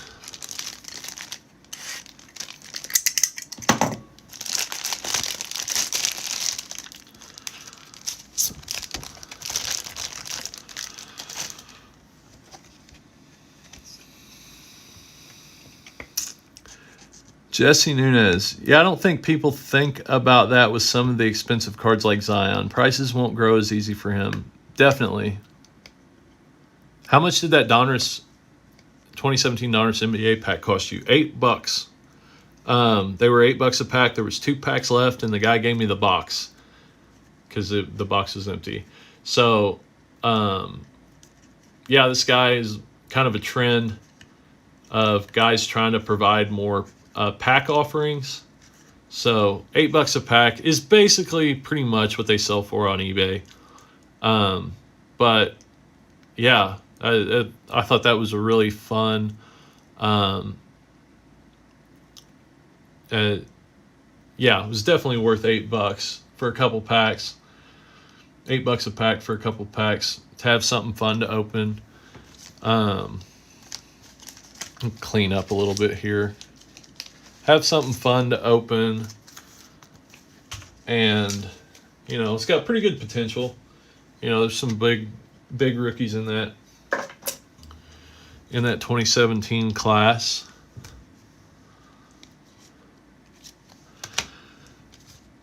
But yeah, back to you, Jesse. Yeah, take a card like, okay, you take Zion and his base prism is whatever it is, $800, $900, $1,000 right now. I don't even know because I don't really look at them. It's nothing I would ever consider. To be perfectly honest, if you asked, I've been thinking about this a lot lately. If I was buying Luka 2018 Luka base prisms, but under the condition that I had to hold them for 5 years, how much would I pay for them? It is extremely low, the amount I would be willing to pay for a Luka base prism if I had to hold it for 5 years. I mean, extremely low. For a card that's going for $1,800 right now, I don't honestly know. I wouldn't even want to buy them because I think all of the risk factors associated with a card that is that overly produced, is that highly produced. Let's not say overly. Let's say it's that highly produced, and all the risk factors that just go into active players and young active players in general. I don't even know. I wouldn't even want to buy them. But if I was gonna buy them, it would be like $50 to $100 is what if I had to hold that card for 5 years, I don't think I'd pay more than $50 or $100 for it. Because honestly, if you take a star like that in a regular market that had that many PSA 10s, that's about what they would be worth. Look at baseball, that's about what they would be worth. And that sounds crazy to a lot of people. That's blasphemy to a lot of people. But it's just for a fun thought experiment. That is something I've been thinking of lately, is how much would I be willing to pay for those cards if I had to hold them for 5 years. And it would be very little. It would be very little. And I'm not interested in buying them in general. There's just so many of them. And the market swings so much, and you never know, when that market over the course of 2 weeks swings from $1,700, $1,800 down to $1,300, you don't know if that's going to come back. There's no guarantee. Those cards are so highly valued right now that I would say if that happened, there's just as much chance that they continue to go down as there would be for them to go up. That's just my opinion, and I love the guys as far as players. I think they're super exciting to watch and awesome players. And as far as a basketball fan and watching basketball, they're awesome. But as far as a guy out here who's spending hard-earned money on cards, they don't appeal to me hardly at all. That's just me. Everyone's zone of mess. Everyone's too busy on Zion. I'm trying to find players slept on that will pop off and prices will go up on them. Agreed. Yeah, I agree. I would, and I think that's one of the opportunities that's created in this market where, a couple people are demanding a huge portion of the money that's out there, and everybody else is getting slept on. That's why I picked Brandon Ingram. Because if Brandon Ingram improves, if his stats improve as much this year as they did last year, he'll be averaging 30 points a game, which puts him in that superstar category. I don't think he's as exciting to watch as some of those guys, but stats matter, and his cards are not super undervalued, being that they go for about $300 in a PSA 10, but they're not overvalued. 2016 Prism is, they're drastically less Brandon Ingram PSA 10s. 20 times less. More than 20 times less. I think it's like 25 times less than there is of Luka or Zion. So with that in consideration, I think there's a lot lower risk. You have about half as much.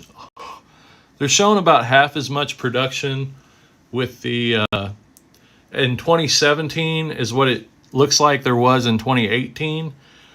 But once you get back to 2016, there's it's like 10% as much as what there was in 2018 and 2019.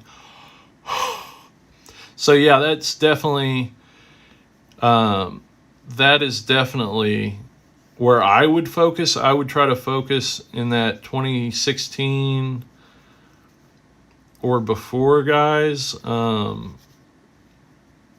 or 2017. But there's a lot of opportunity in the 2018, 2019 years too. But you just you gotta find guys that that are being overlooked. These are NBA 50 parallels from 1996 Topps Basketball. These were inserted one in every 3 packs, but there's a parallel for every card in the set. So being that there's 110 cards in the set, and they're 1 in 3 packs, and there's 11 cards in a pack, so 1 out of every 33 cards is one of these NBA 50 parallels. These are 33 times less. There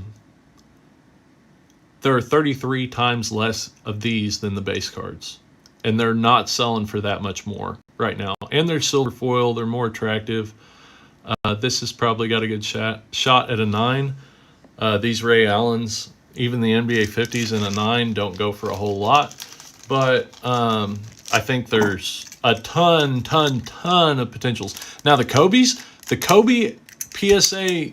The Kobe NBA 50, this gold, silver foil Kobe rookie NBA 50, they are not slept on.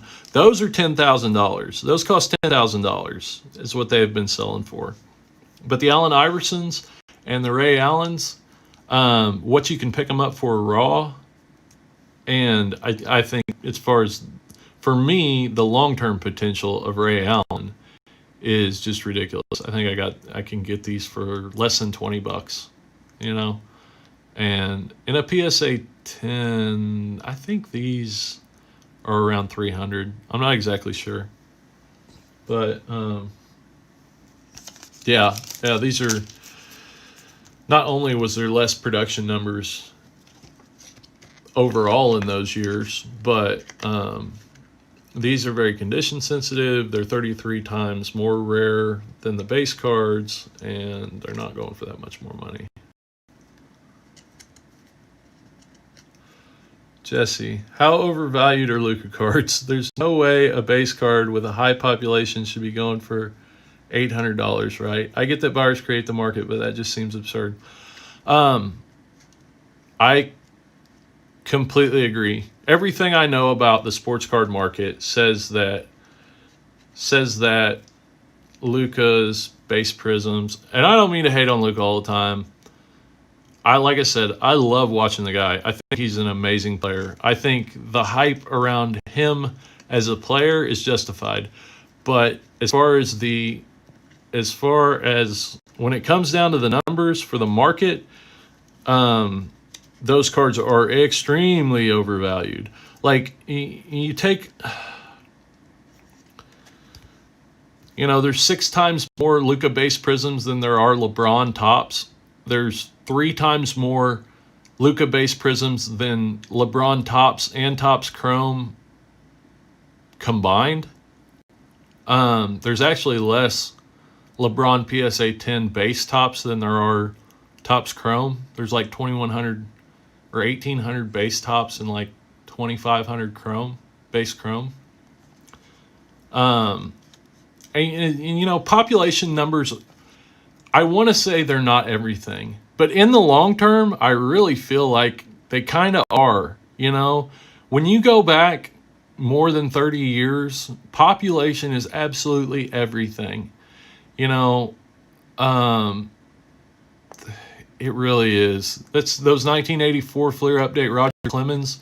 The reason they're worth $1,500 in a PSA 10 is because there's not very many of them, and that's everything vintage. Is all based on scarcity. Is all based on population. And I've had several people tell me that population doesn't matter. You know, it's all about popularity. You know, this isn't the 90s boomer and all this other garbage. But it does. It flat out does. Now, if you're making plays, you know, trying to make money quickly in different price fluctuations, like, for example, you know, buying Luka base prisms a month ago for whatever they were going for, $1,300, I think was a good buy, you know, considering they're not playing right now. That was the midpoint in the offseason. Leading up to the season, those cards are almost guaranteed to go up. Leading up to the season, and there's virtually no chance that player, I say virtually no chance that player gets injured in between now and the beginning of the season. I say that even as, you know, Klay Thompson just tore his Achilles tendon, you know, 2 weeks ago or whatever, you know, so there is a chance. But yeah, there's definitely a lot of short-term plays there in this market, but there's also a lot of risk involved with that too. You know, you don't know what the market's going to do. You can have a pretty good idea, you know, based on those underlying things. And I know a lot of guys that are, you know, very smart and somewhat conservative guys, you know, that went out and spent a lot of money on basketball a month ago and are selling it right now and making, you know, 30-40% profit on all that. But, you know, I say spent a lot of money, you know, they might have $500,000 in cards and they're spending $20,000 on basketball a month ago, you know, so what's a lot of money? Jesse, yeah, using common sense, the less of something there is, the higher the demand equals higher prices. So Luka selling how he is makes no sense. From a numbers standpoint, it makes no sense. It's definitely, I mean, it makes sense from a cultural standpoint. You know, right now, basketball is super hot. Basketball cards are super hot. People want them. People are willing to pay for them. They're willing to pay a lot for them. They're super excited. They want to be involved in the hobby, yada, yada, yada, whatever. But I personally, and it's just a pet peeve, I personally have a problem with people saying that they're buying Luka-based prisms as an investment. In my mind, and again, it's... you know, it's neither here nor there. In my mind, an investment is something that you're planning on holding on to that's going to go up in value. You could say whatever. It's a short-term investment, whatever. But people just using that term broadly as I'm buying Luka-based prisms as an investment. That I just kind of twitch a little bit whenever I hear that, because it's like, you know, either you don't understand what's going on in the market and you're planning on holding these and taking the risk of them, the very real risk of them going down in value or tanking if something bad happens to Luka. Either you don't understand the market, or,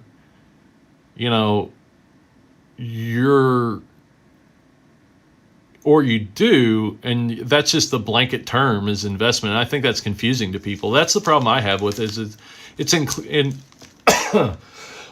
excuse me. Oh, I'm sorry, guys. Should have covered the mic. I'm still learning that. I think it's confusing to people, and that's the problem I have with it. When you say investment, traditionally that word means, something you're going to hold on to for a while. So I think a lot of these guys are saying investment when they mean I'm going to turn around 2 weeks from now and sell this for 30% profit. But, saying that's confusing to people. And I think there's a lot of people that put themselves in a position where people are taking advice from them. And when they say that, I think that's irresponsible. That's just my opinion. Yeah, some people think Luka's the next LeBron, which is a big risk. Yes, I completely agree. Like, he's got to perform at the level he's performing at now, or better, for the next 14 years to be considered in that category of LeBron. Not only does he have to perform at that level or better, but he has to win championships. He has to, avoid injury. He has to, he could be the best player in the league for the next 14 years. And if he doesn't win a championship or an MVP, then he's not at LeBron level. There won't be an argument about him being better than LeBron.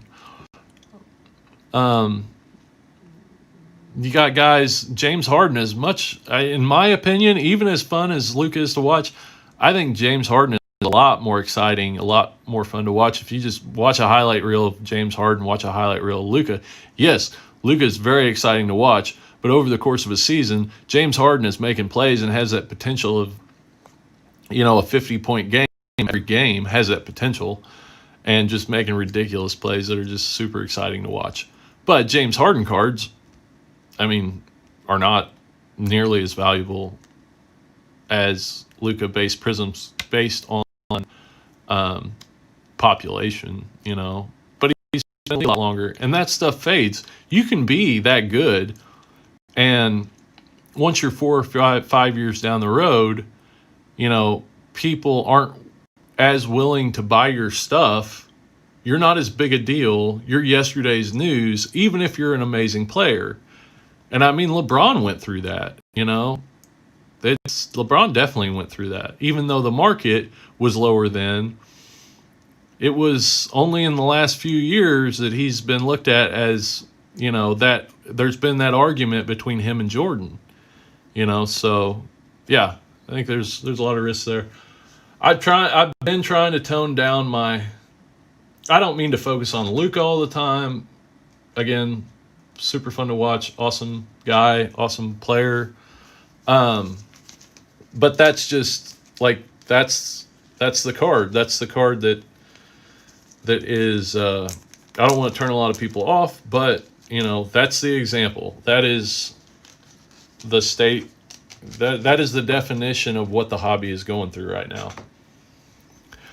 Jesse, as I got into watching basketball, I learned about Harden's point stats, which were insane. Yes, they are. And, Harden and Luka are very similar in that they take a lot of shots. So they have high points, but they take a lot of shots. Their percentages are not necessarily as good as some other players. They take a lot of low percentage shots necessarily. So a lot of times when, the clock's running down, and somebody needs to take a shot, they're the ones that need to take a shot. So those are low percentage shots, and they're going to miss more of them than somebody that's out on the wing and has a chance to catch and shoot without being double teamed. So those guys, that average 40% from the 3-point line, they're not taking near as many under pressure shots, near as many high percentage shots or low percentage shots. There's a lot of things, Luka's super exciting, and fun fact, he went to my high school. He's our famous alumni. James Harden went to your high school?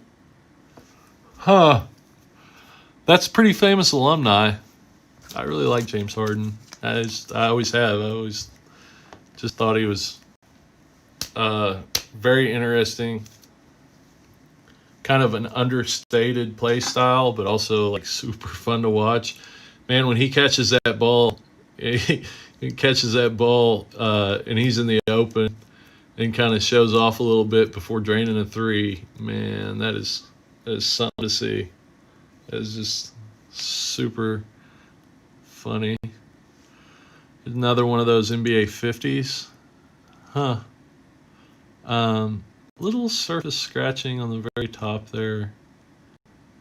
I like this. I like the chances of this card. It's got some surface issues. There's no doubt about that. But the centering's great on it.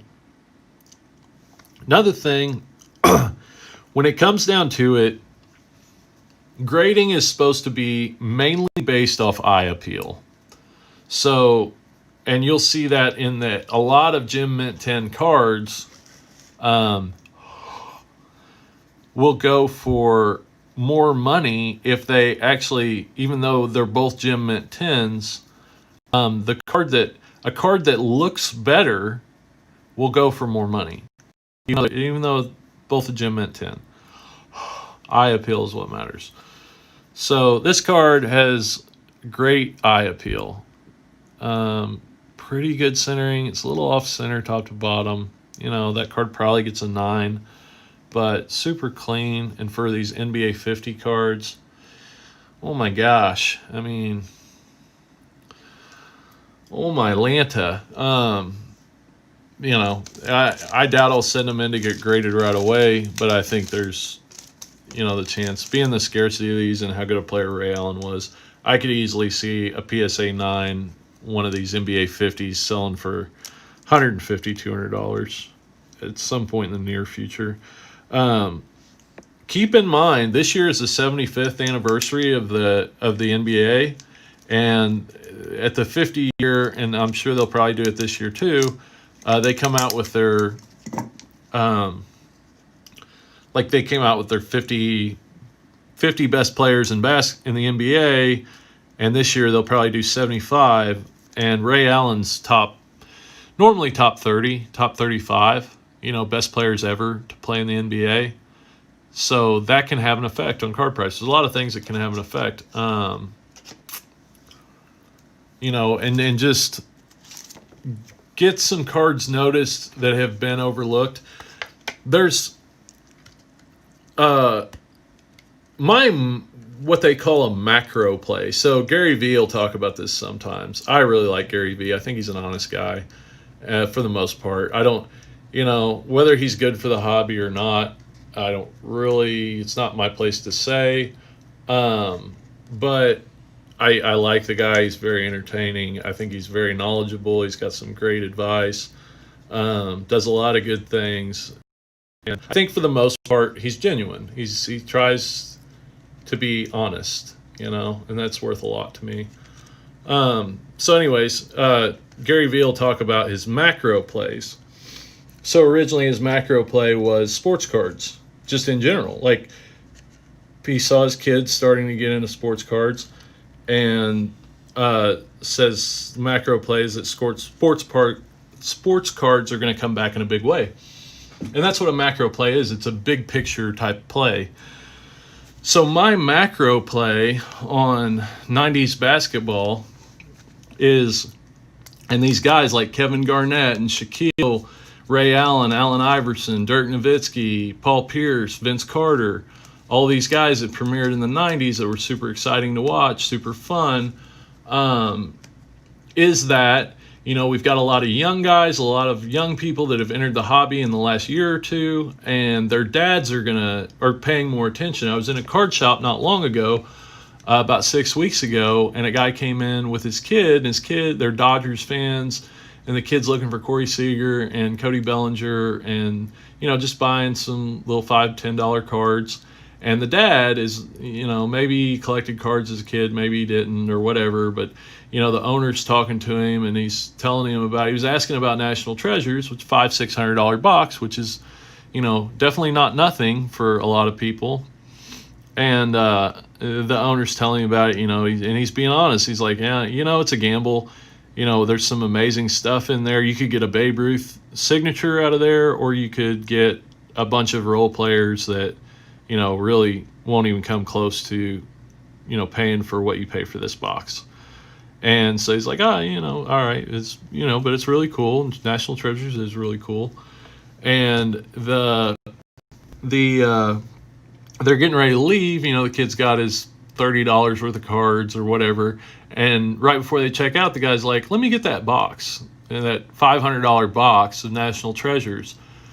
And that's my thing, is that, a lot of these young people have got in. Now their dads are paying attention. They're saying, the kids are telling them, Luca base prisms are $1,800. And their dads are like, what in the world's going on here? And then they hear it in social media. They hear it from influencers and different people, older people.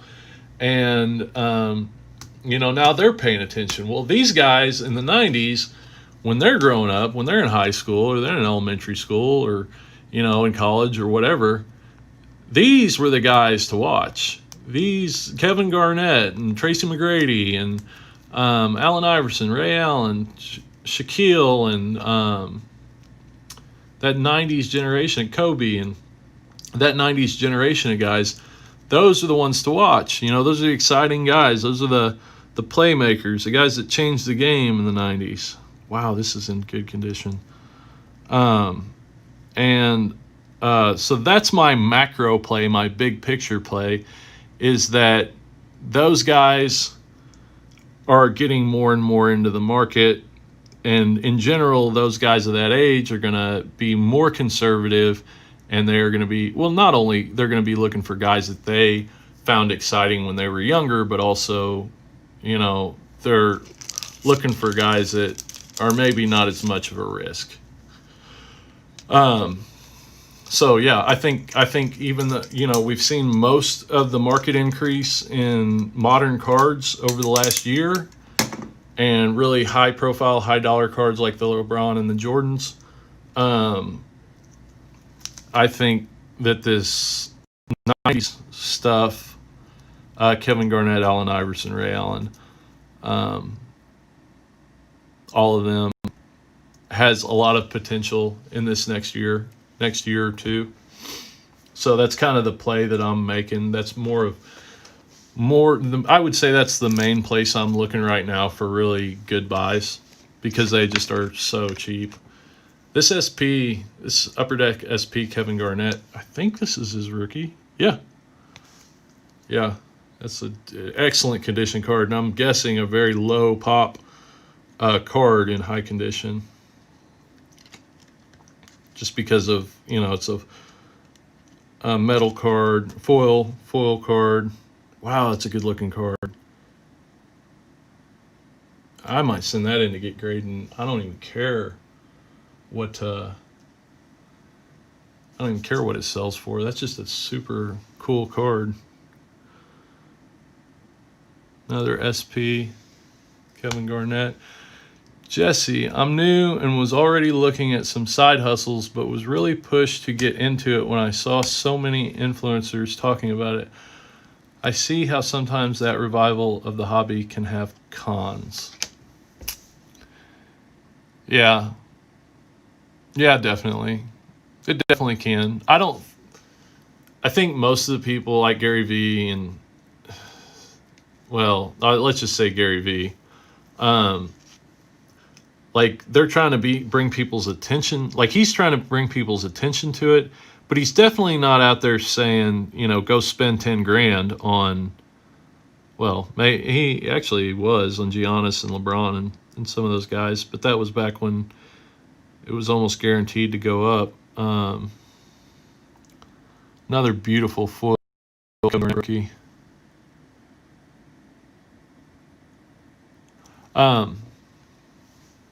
But anyways,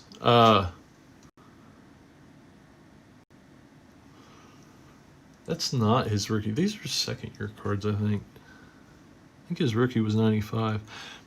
But anyways, yeah, a lot of people, they don't take it at face value necessarily and just say, oh, well, Gary Vee said something or Logan Paul said something, and now, I'm going to go spend a bunch of money. But it's enticing to them, so they start looking into it, and then when they do spend money, maybe they're not as, they're definitely not as educated as they will be, the next time they're going to buy cards, or the next time after that, or the next time after that. And my main thing is just, I hope people, especially when they're early on, when they don't know as much, make good investments so that they don't get burnt and get mad, get big mad. I'll look this up. SP Kevin.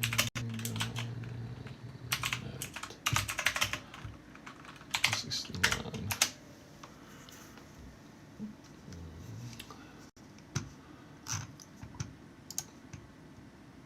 Yeah, so this card right here in a PSA 10, 95. Yeah, see, this is listed as an, oh, this is a 95. Okay, 95, 96. That's why it says 96. It came out after the beginning of the year. Okay. Yeah, so this card, sold for $1. I don't know. I'm sure the condition of that one wasn't very good. But in a PSA 10 here, sold for $80.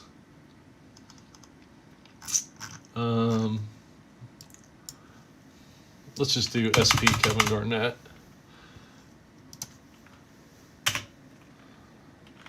PSA 10. So yeah, 122, 122, 127. This card sells really well. So even in a PSA 9, I'm probably getting my money back if I grade this card. Huh. Picked that card up for like probably $2, honestly. Crazy. PSA 9 selling for 25. So yeah, I think this card, it's got kind of a soft corner. It probably would come back a 9. I mean, just kind of a soft corner. Like not a dinged corner, but like just a, see if I can get a good angle on that.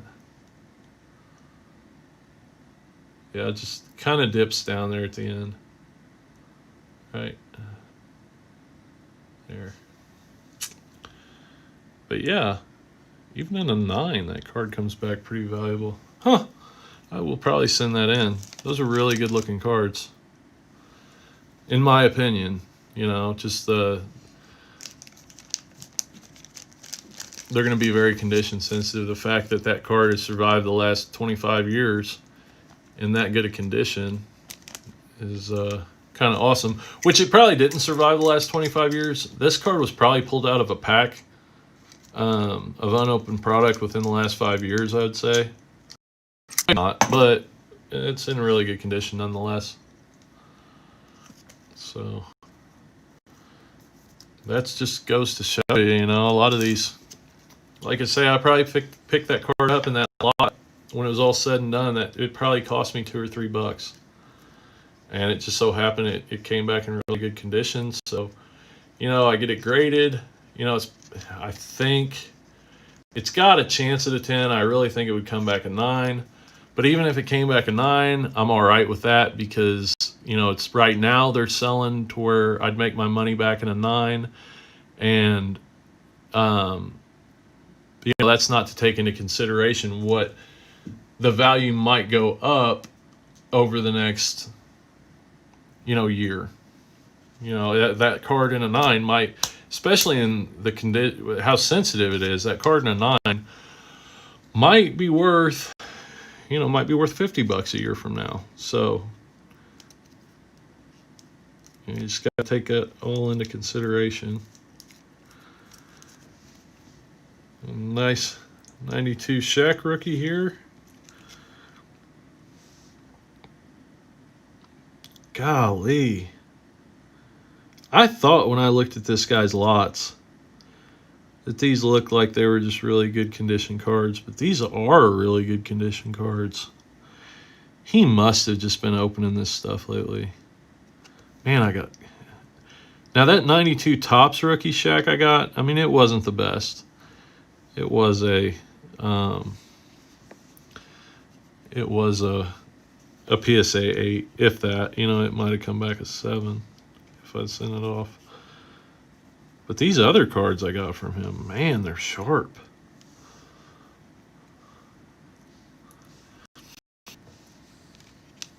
So,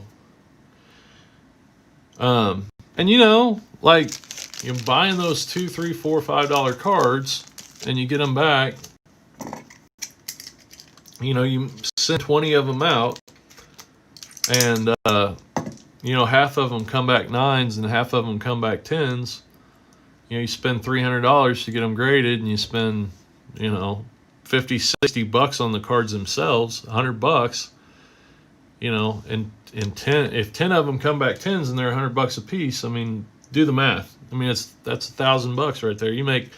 You double your money, you know, on these little low risk investments, and you know, if they come back 9s, you know, if you got a good eye, you've done this, you know, you've done your kind of been careful about how you grade things and how you submit things and stuff like that, and you know, you come back they come back 9s, you make your money back. They come back 10s, you know, you double your money. That's pretty good risk versus reward, and I think there's a lot of value in this 90s basketball right now.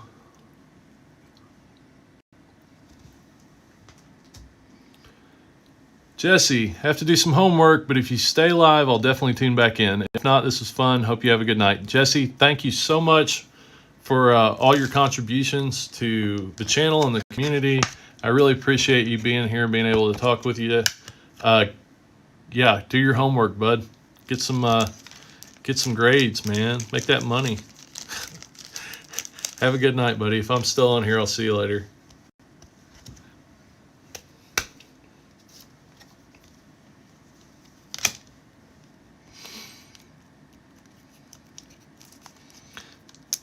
Still hot. Still got one diehard in the chat. Is that you, Donna?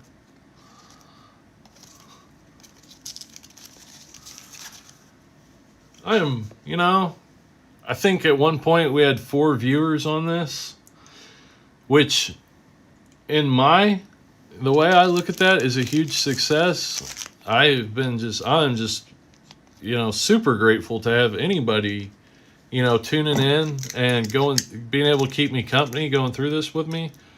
I really didn't necessarily expect to have anybody in here, so thanks everybody. I really appreciate it, and I really appreciate it, and yeah, it's been a lot of fun. I am, let's see here, getting to the bottom of the stack here, so I will probably, you know, maybe be on here another 15 to 30 minutes, and then I'll be logging off and getting some rest. It's 3 o'clock in the morning where I'm at right now.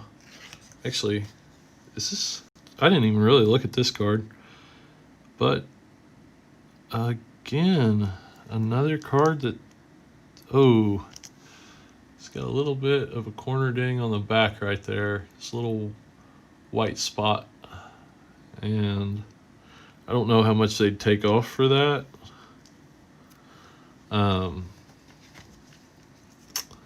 But let's leave it up anyways, because I do think that's still, even with that, is probably a 9. It might come back an 8.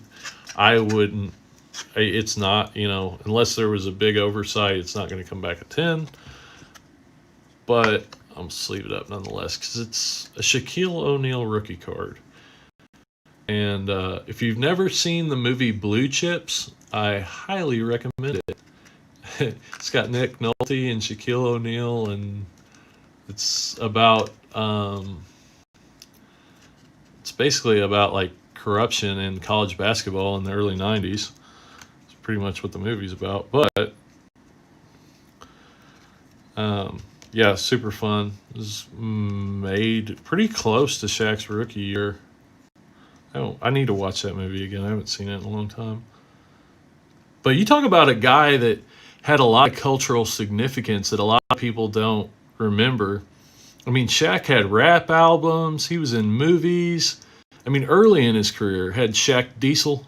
Shaq Diesel was his rap name, and he had rap albums and movies and commercials.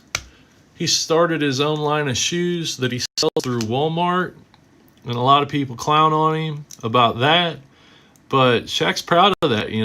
He'd say, the Shaq shoes through Walmart have provided sneakers to, good quality sneakers for a super low price to a lot of kids that never would have had the opportunity. And that just says a lot about Shaq, and I like that. I really like that. This is a Stadium Club Members Choice. So Members Choice was sold in sets, but I also think you could get them out of packs, I think, as like a parallel. So this card has a little higher value percentage. And again, really nice card that could potentially come back at 10, would probably come back at 9. I don't have really high expectations of really any card to come back. I don't expect any card to come back at 10. I can have a confident feeling about a card, and I know that if I do my part and try to submit only stuff that I feel confident about, that I'm gonna do fine. But you never know. But yeah, I like that card. I wonder what that card sells for. Is this a 92 or is this a 93? This is 93 Stadium Club, 201 Shaq Members Choice. So I'm not sure.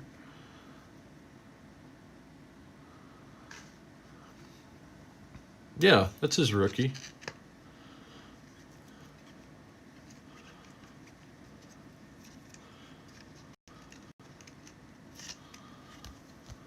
Another good one. Another one that I feel pretty good about. Have had a lot of luck with this bunch. Let's see here.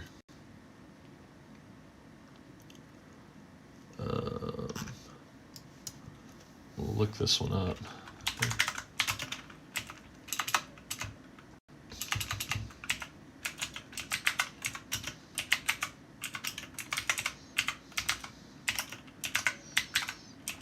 Oh yeah, Members Only is the set that you could buy. Members Choice is the parallel to Stadium Club. Stadium Club, Members Choice, check.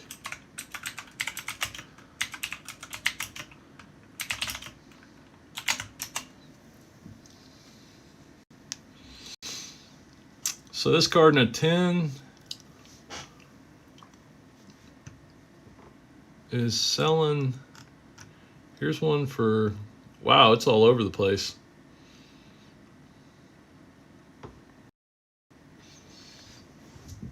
It's really all over the place. In the same day, one sold for 86 and one sold for 205. What in the world? There's got to be something off on this. No? Yeah, that's an, wait. Yeah, I'm pretty sure that's an old PSA holder. That might have something to do with it. I still don't know why that would go for so much less. But I think, so this one's also the old PSA holder. So you see how there's no label right here, no hologram label right there. So that was an older version. And then this one was a little bit newer, I think, where it has a label, but it's not a hologram label. And then this is the most recent one. So yeah, I would say this card sells for $100 in a PSA 10. Yeah, it's got this hologram label, the holo label or whatever they call it. Huh. Cool. Good enough. see what the Fleer sells for. These last two are 92, 93 Fleer. Fleer. Check 298, 401.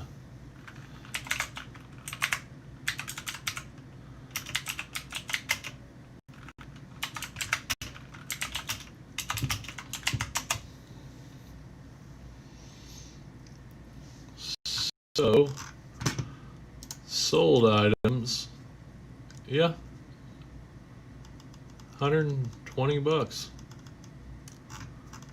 That one sold for 200. But that's all right. So not to hate on people, and I'm really not, but you will often see PWCC and Probstein listings selling for way more than a lot of these other people, than your regular people listing. And I don't know what's going on there, but I don't see why somebody would pay, 40% more for the same product on eBay, where, eBay's pretty safe place to buy, especially buying a PSA 10. I do not understand that. I'm not saying there's anything funny going on there. I obviously don't know that. I'm just saying I don't know why anybody would pay that much more, and you often see that in their listings. So this one,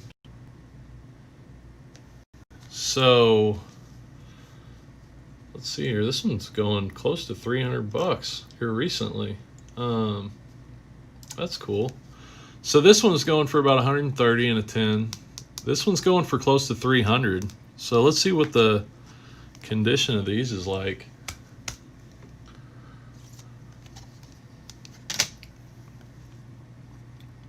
Wow. Looks good, but also this one's way too off-center to get a 10. Might get a 9. It might be worth submitting for a 9. Because we've got, right to left, centering's good. Up and down. This is the slam dunk version. That's why it's less. But, pretty much perfect corners, pretty much perfect edges. This whiteness here is a print imperfection, which PSA does allow for print imperfections. But again, you can see a lot off center. It's very off center on the back. So that's not a candidate. I am going to put that. This one's not either. You can see there's significant off centering. So those are not going to go in that $130 or $200. They're not going to come back in a 10. That's pretty obvious to me right there. And actually that second one's off center enough. It might come in at an 8 if it was sent off for grading. But nonetheless, good cards. Very good condition otherwise. And I will go ahead and put them in some rookie card top loaders, and I'll hold them and sell them at a later date. I've been stocking up on my single top loader rookie cards for an undisclosed potential future business venture, which I will not go into at this time. I'm just going to leave you all wondering what that's all about. But again, perfect corners, perfect edges, just off center, left to right. So great card there.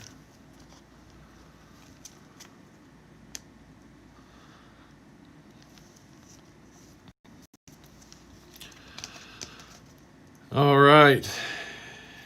Any questions before I log off for the night? Really appreciate whoever's out there. Stay tuned for the end of the stream.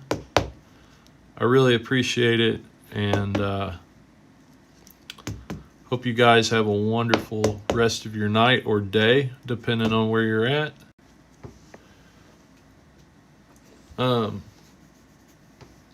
Yeah, good luck with everything. I will probably cut this down and make a shorter version video of this. Probably, maybe, we'll see. But if not, I'll have another video out within the next day or two. And I might just do that. I'll cut this down as a live stream, but not go into a lot of work on that edit. And yeah, then I'll probably work on another video that's a little more centered around a central topic, and try to provide you all with a little more value that way. So anyways, thanks for going through this with me. I will see you later. Have a wonderful evening. Bye.